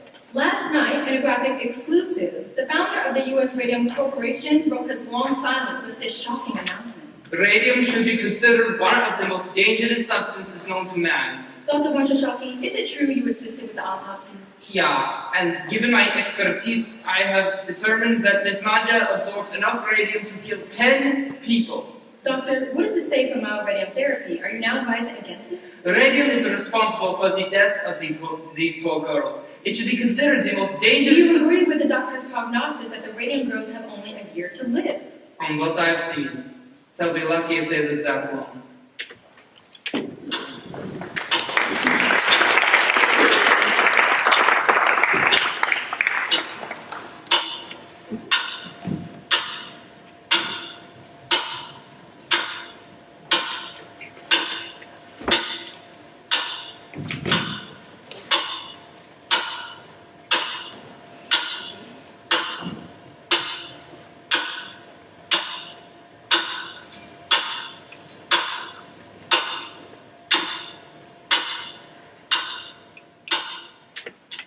I'll tell you what we should have done. We should have taken that reporter's offer when we had the chance. That's what we should have done. $5,000, don't make me laugh. And I'll tell you what else. We should have talked her up too. Because I'll tell you, they'd have paid. I'll tell you what else we should have done. Stop telling me what we should have done. Lots of things we should have done. It don't do no good to think about it now. All right, keep your shirt on. What do you think? The red or the blue? So what's Barry say? Is he going to go back to the company? I like the red, but it don't fit so good these days. Is he at least going to try to talk him up a bit? Miss Wiley thinks another interview will do the job, so I say what's one more, you know? Why not? What if they came up to 5,000? Would you take it then? Let them come up, I'm not caving in. It's called a settlement. Settlement, it's just a way for them to hide. So let them hide. Oh, then they win. So they win. They're gonna win either way. Nice, you got so much confidence in me. Grace, wise up. You got one lawyer working for nothing, up against 6 other lawyers on a bundle, and you think you stand a chance? You know what I found out today? They put lead screens in the laboratories for the technicians. Did they give us lead screens? Oh, Lord. Well, what do you think? 100 girls in a room and they're gonna spend that kind of money on it. Great. And they want to keep it all quiet. What are we doing Miss here, Wiley Grace? says they're gonna close down Great. and move across the Great. to New York like nothing ever happened. What are we doing here? I thought the plan is that you get some money to settle your debts, get a better doctor, and we get on with things. Get on with things. You're still wearing my ring. Tell me. Grace, there's a house for sale in my brother's neighborhood. 2 rooms up, 2 rooms down. Not much, but it's a start. You'll love it. It's even got flowered wallpaper, and best of all, it's only 2 blocks from the nearest school. The Well, Tommy, what do we need with the school? Plan ahead for once. Tommy, what do you think is going to happen? When all of this is over, do you think things will just go back to the way it was? Why? I gotta see the surgeon again. Okay. I've got some fluid, he's gonna drain it. Uh-huh. And then he says there'll be more. So we'll deal with that when it comes. And still more, and more, and still more. Why can't you see that? How can you talk about buying houses and getting married when you know there's nothing? Grace! I can't think about that right now. All I want is for us to be together now. I want to come home at night to you, my wife, my home. I'm too old to be living this in-between life. I promise I'll do whatever it takes to make it easy on you. Here. Grace, come on. Tommy, I should have given it back a long time ago. I don't want it. Tommy, are you gonna make me say it? You're just not getting enough rest. I'll be back tomorrow, Grace. Tommy! Get some sleep. Tommy, don't you do this to me! Tommy!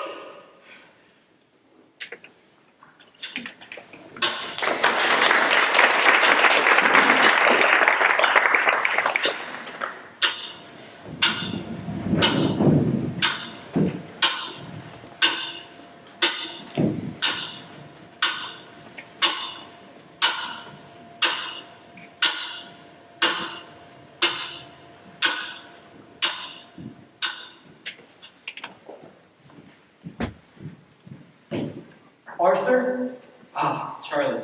Aren't you heading home? Charlie, I've been thinking it over. I think we're taking the wrong approach here. I think we should settle this case and make a reasonable offer to those girls. No. We agreed we need a definitive victory. Otherwise, you invite more of the same nonsense. Things have changed. Arthur, I know you and Dan were close, but you can't let that cloud your judgment. Bansashaki is going to testify. We can deal with him. How? We'll put more money in his pocket. Now you want to bribe her? Not a bribe, consideration. Consideration. For an expert witness, whatever Barry is paying him, we'll just make a better offer. You don't understand guilt, do you, Charlie? Right now, I don't have the luxury of thinking about it. Let me tell you something. A guilty man has a tremendous need to unburden himself. His guilt can eat him alive. Don't you see what Bansashaki wants is to be free? That's why he's testifying for those girls, and that's why he's never going to testify for us, no matter how much consideration you offer. Settle with these girls, and you have to settle with all the rest. Never was right about that one. This is just the beginning. Tell Mark to get a conversation with Barry going, and come up with a figure these girls can accept. For goodness sakes, Arthur, what are you trying to do to me? You want to wipe me out? You've got to get this off the Every table. penny I put by in the last 7 years, I have sunk into this company. Why? Because of you. Because you said it was a sure thing. Notice, why work for Bansashaki when we can work for ourselves? You remember that one? Take a chance, Charlie. Take a chance. Charlie, we were full of Bansashaki pulling us all. The only thing we can do now is clean up the best we can. Do this is the end. You're stepping down, Charlie? Not me. Well, don't you know? They're one vote away from getting rid of you. and whose vote is that? Have you so little faith in me, Arthur? I'm still a stockholder, Charlie. You do not have enough votes to get me off the board. I will still be on the board. And still on the hook if this company goes under. Think about that the next time your conscience starts to bother you.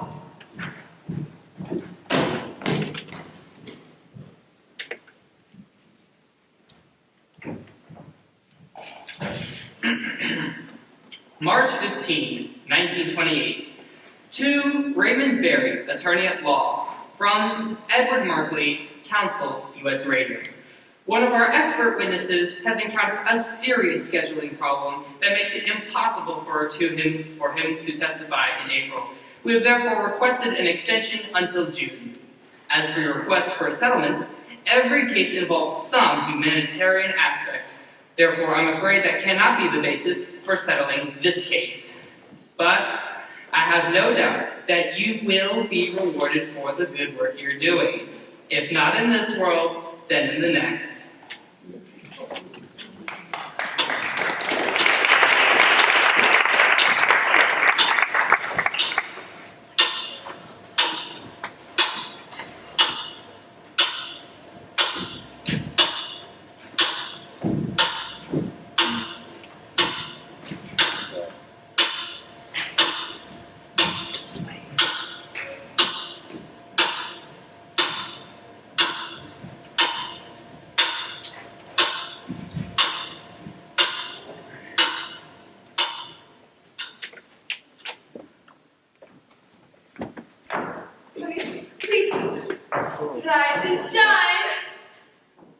Keurig? Time for work. Am I late? I set the alarm. We have 5,000 dials to paint before breakfast. It's all for the war effort. Please, I'm so very tired. No complaining. A good soldier doesn't complain. But I'm dying. And who isn't? Get up, Grace. Irene? Get up, sleepyhead. You'll never make a call like this. It's not fair. I'm only 26. I should be married by now. I should have children, my own home. We all have to make sacrifices sometimes. I know I did. But why do we have to make sacrifices? It's all for science, Grace. Science, family, every life is sacrificed to something. It's just a matter of choosing which. But I didn't choose. I didn't have a choice. Sure you did, Grace. Sure you did. Catherine, don't do that! Catherine. Oh no, look what you did, Grace. She's bleeding all over the dials. I'm sorry, I shouldn't have said anything at all. Oh, no problem. After all, what's one more dead dial painter?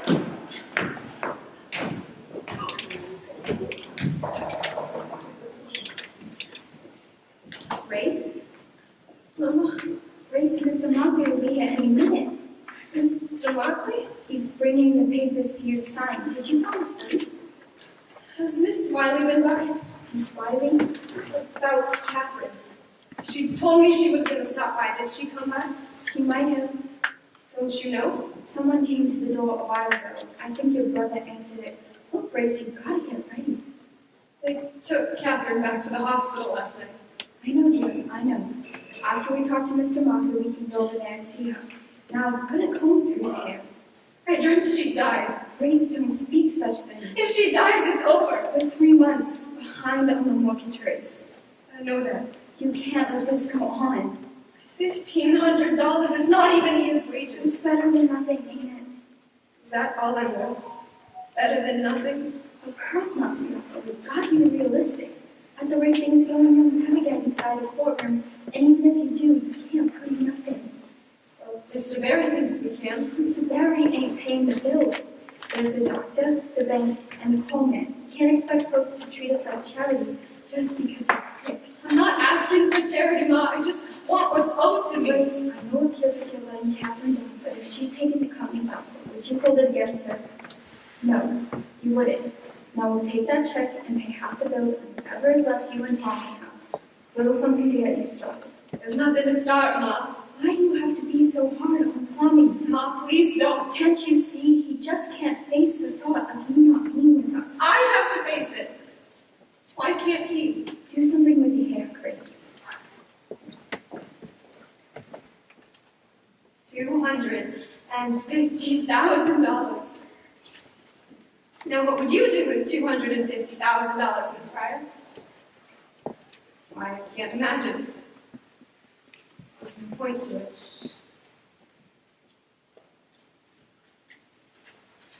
Ma, you didn't tell me I had mail.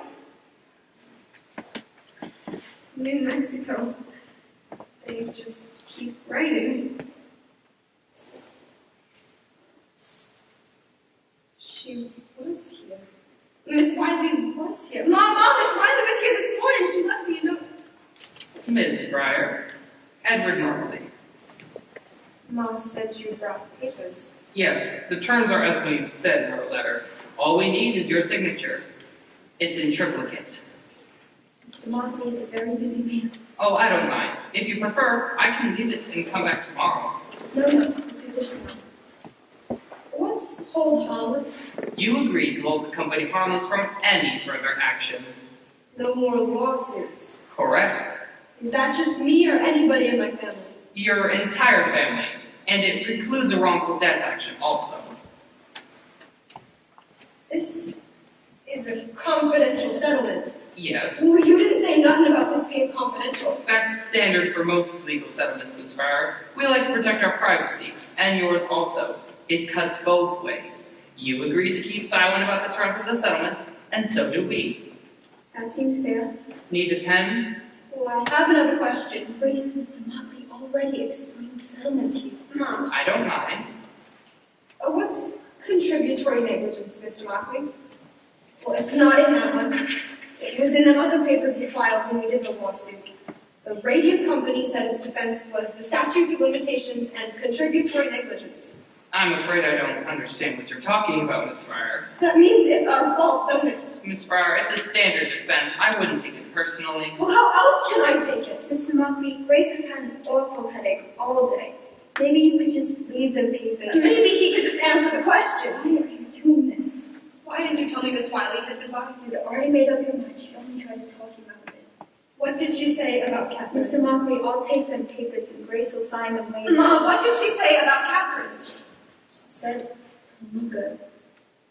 If you prefer, I can leave and come back tomorrow. When Miss Fryer You didn't answer my question, Mr. Mockley, and I'd really like an answer because let me tell you, I quit school at 15. I went to work at the radium plant because my folks needed the money.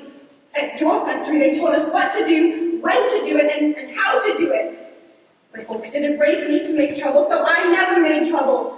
I did what I was told. I never asked questions. How do you get contributory negligence out of that? As I said, it's a standard defense. There's nothing standard about what happened to me. We deeply regret your situation, Miss Fryer, but there is no evidence to tie your condition to any action by the U.S. Radium Corporation. Then why are you giving me this money? It's a humanitarian gesture. A humanitarian gesture? Mr. Mockley, I'll take them papers. A humanitarian gesture. Month after month, you put us off delay after delay, knowing how sick we were, how tired and desperate. Humanitarian. You are waiting for us to die. Miss Fryer, this is a very generous offer. And, under the circumstances, I would advise you to take it. What do you mean?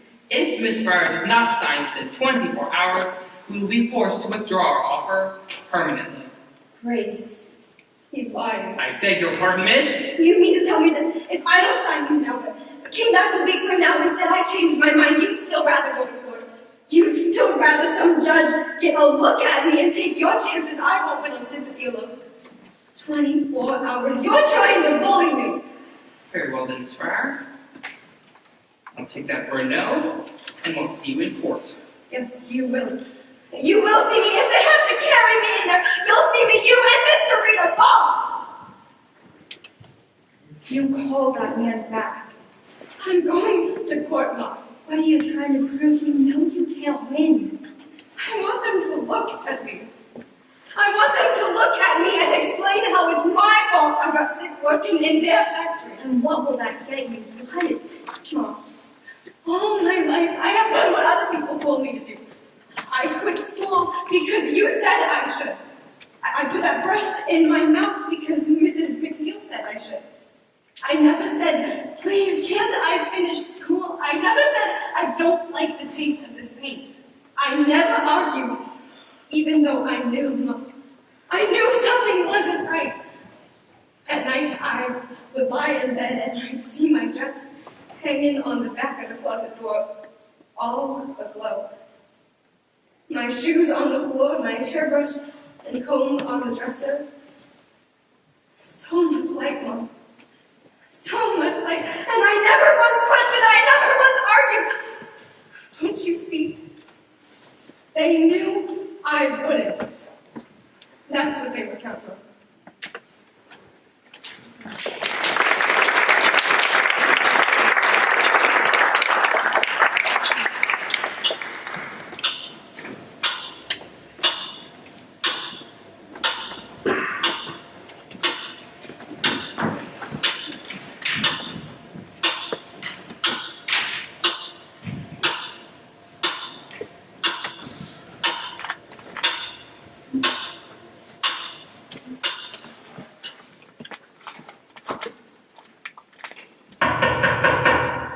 I'll be right back.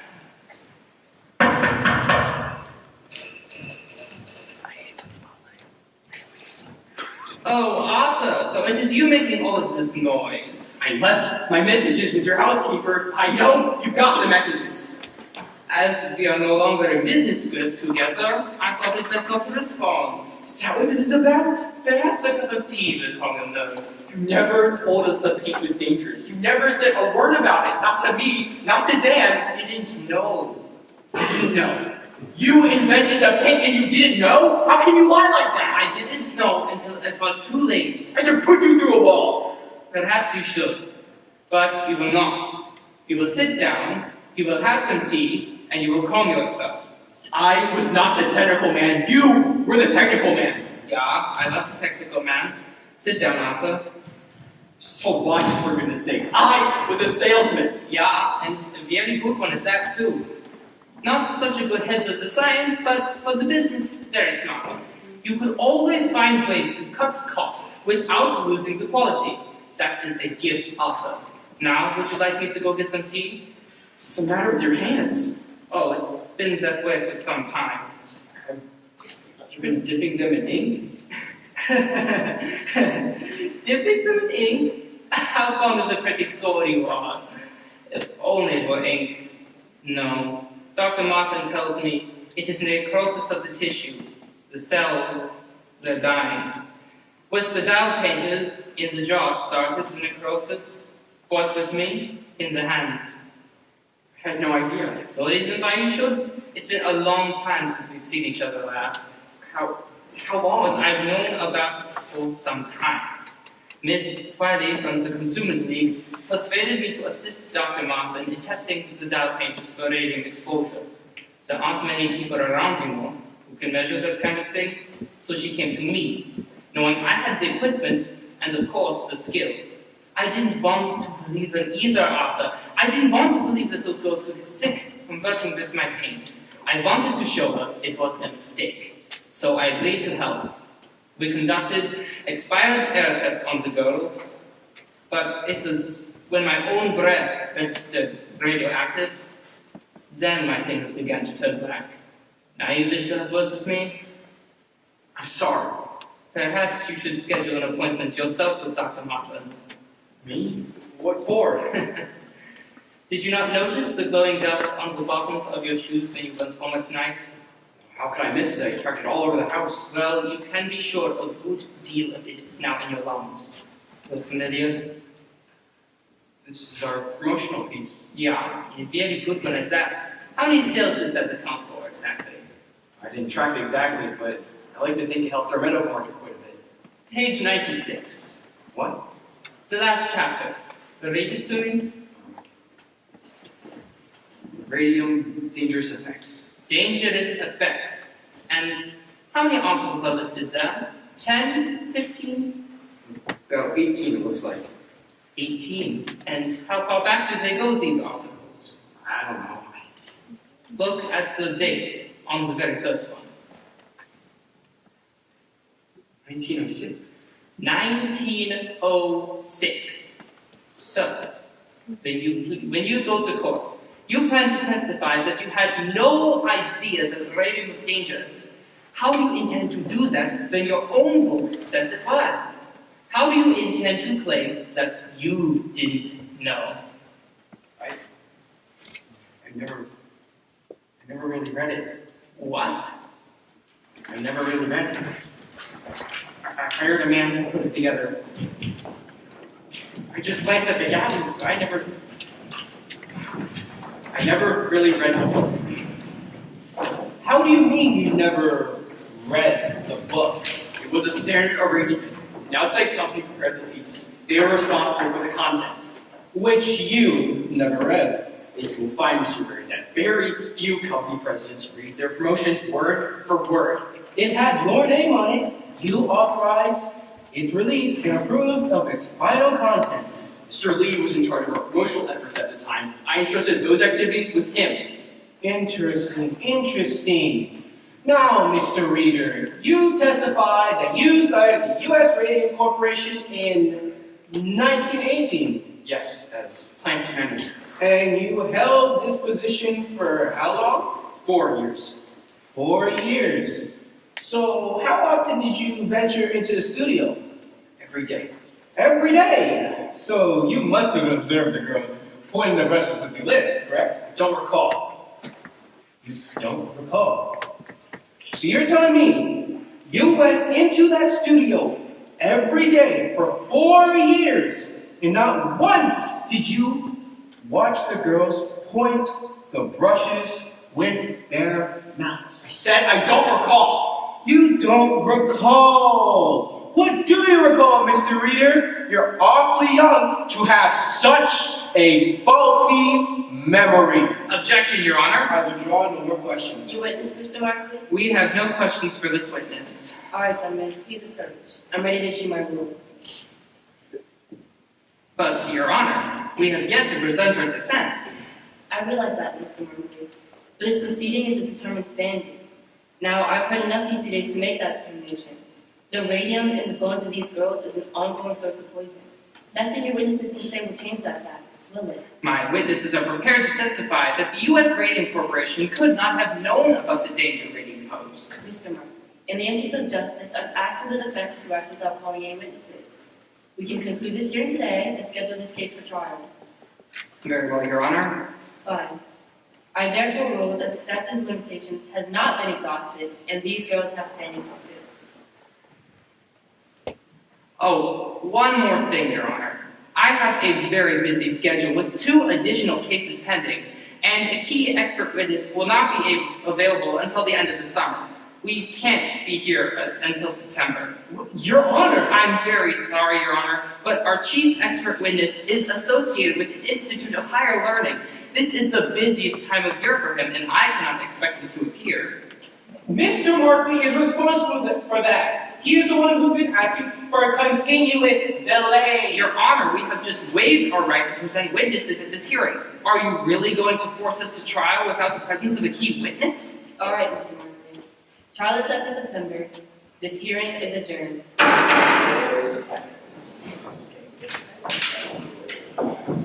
Edward, why can't Flynn appear? He's on a trip to Europe. Europe, but he's known about this for months. Why would he? Very clever, Edward. How long do you plan to keep this up? As long as necessary. Mr. Markley. Congratulations, Mr. Barrett. I did not think that the judge would go for it. You know, these girls can't hold out for 3 more months. One's so sick, she couldn't even make it onto the courtroom today. My client has a right to a defense. Somehow, we will not wait 3 more months. We will somehow make it onto that docket, and your chief expert witness can shove off. Edward, the girl's still staring at me. Oh, I wouldn't worry about it. She thinks it's personal that I planned this somehow. How do I make her understand I never wanted any of this to happen? You don't make her understand. You don't talk to her. But she's like death, Edward. They all do, Arthur. Grace? That man, Miss Wiley, he won't look at me. He won't ever look at me. He just looks right past me like I'm not even here. It doesn't matter, Grace. He heard you.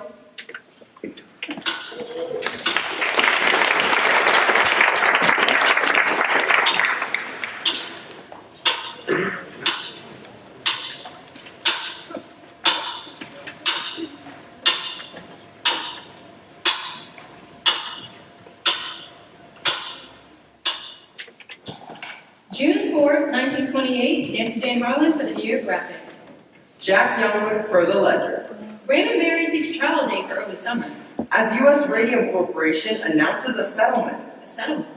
$10,000 cash for each girl and $12 a week for life. $12 a week? Read all about it in the Ledger, your first source for news.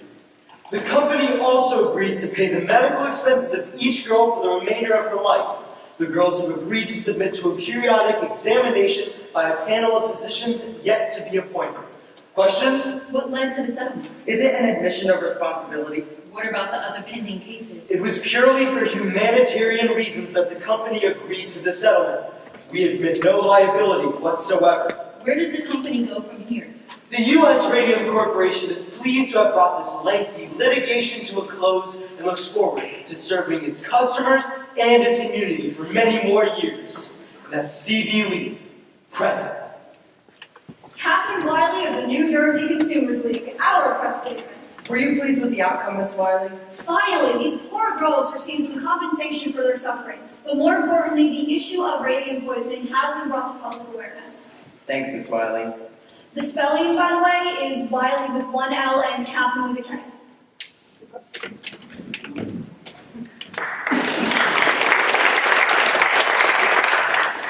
Well, Edward, looks like we're back in business. What's our game plan? Didn't I tell you? I found a buyer for all the tailings that have been storing up behind the building on Malden Street. Oh, Some contractor in Montclair needs a little infill. that's perfect.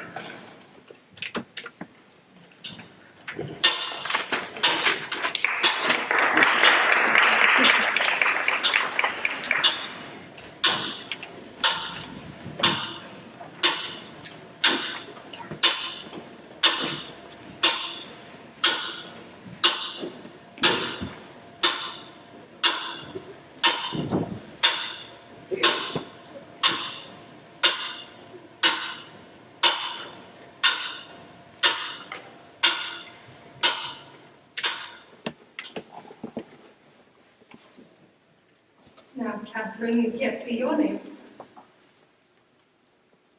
That's better.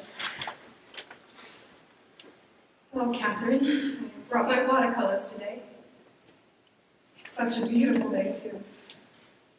The trees are starting to turn, but it's still warm. Too warm for a sweater. Not much of a breeze. A fine day to paint.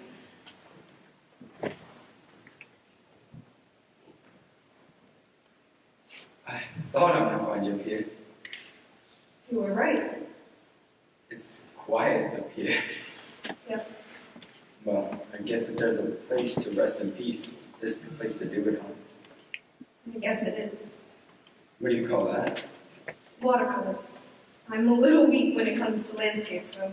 Oh, it's good, Grace. It's nice. First thing I bought with the settlement money was some paints. Got some oils, too. Big spender. Then I bought a car. I didn't know you could drive. Well, I can't. My brother's gonna teach me how. He drove me up here today. Grace, if you want to learn to drive, I'd teach you. You got other things to do now, Tommy. You know about her? Tommy Orange just isn't that big. I meant to say myself, Grace, that's why I came here. It's all right, Tommy. I'm happy for you. For both of you. No hard feelings then? Tommy, you think I have time for that? I'm glad it worked out for you, Grace. Are you glad? I mean, you don't think you backed down too soon, do you? We didn't back down. They backed down.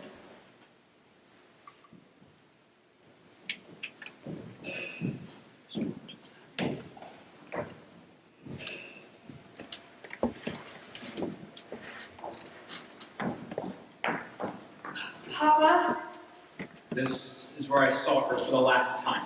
not this again. I stood there for a long time. She didn't notice me at first, but then something made her look up. Oh no. This is morbid, Papa. I saw her looking at me, and then I looked away. You know, you need to find a hobby. Retirement isn't good for you. My heart is still pounding, Harriet. I never knew what I'd say to her if I had the chance. And then suddenly, there she was. And I had a chance. So what did you say? I couldn't speak. It's as if he's afraid to look at me. I had my chance. I couldn't speak. He's afraid of me. Oh, Papa, it's not like it was your fault. That was years ago. Science just wasn't as advanced the way it is now. So much light. Daylight. I think back on those days. I try to think, how could this have happened? I remember so clearly climbing the stairs on Alton Street. And at the top of those stairs, those wide, high windows, the sign of light. The way it hit the floor, and the way the floor creaked under my feet. And the smell of the place, it was chalky like an old schoolroom. And the girls. All schoolgirls, really, all bent to the task in their plain green smocks. Their delicate little hands moving so quickly. No man could do the work they did. They were so careful and so fast. And The brushes, flying from the dials to the paint, to the dials, to their lips. Try as I might, Harriet, try as I might, I could not remember their faces. I never saw their faces.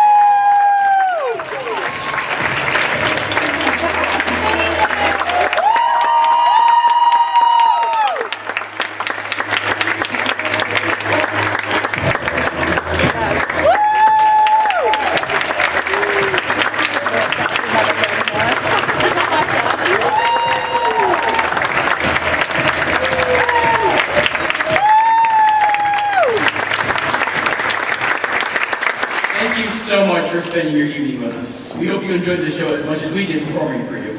The story you just watched is a very real story based on the lives of many young women who went to work in radium factories as washed-out painters during World War I in the 1920s. After being diagnosed with radium poisoning caused by the paint they were working with, like Grace and Catherine, they pressed charges against their previous employers. Many others did not know what harm was being done to them, so they faced excruciatingly painful and lonely deaths like Irene. And even though so many of the cases ended in settlements outside of court, it can feel as though true justice was not reached in their cases. The tragedy of lives cut short because of ignorance or negligence on their employees' behalf can make one feel angry or discouraged, because at its core, the story is not so unique to its time. But do not let this story discourage you, for as it says in Luke 12, whatever is hidden, whatever is behind closed doors, and whatever is said in the dark, we put to light and shout it from the rooftops for all to hear. Now, if you would please bow your heads and join me as we close in prayer. Heavenly Father, thank you for art and a reason to gather to tell stories. Thank you for the opportunity to learn and reflect upon what happened to these women. Thank you for your perfect justice and your perfect ways. Even if we do not see it or feel it, you are always moving and always working. We pray that you would help us to be people who live in truth and know that nothing we do can be hidden from you. Protect us all as we travel home. Let us all get home safely. It is in your name we pray. Amen. Could we have Miss Beers, Miss Lee, and Miss Rich come to this stage?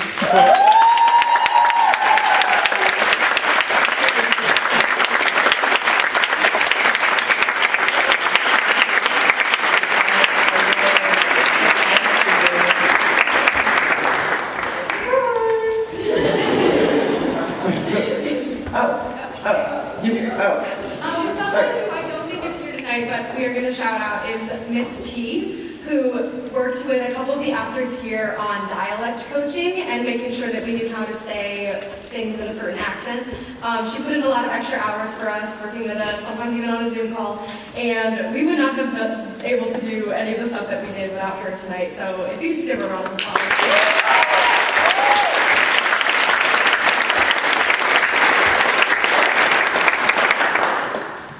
Next, I'd like to shout out Miss Ridge, who is our wonderful costume director.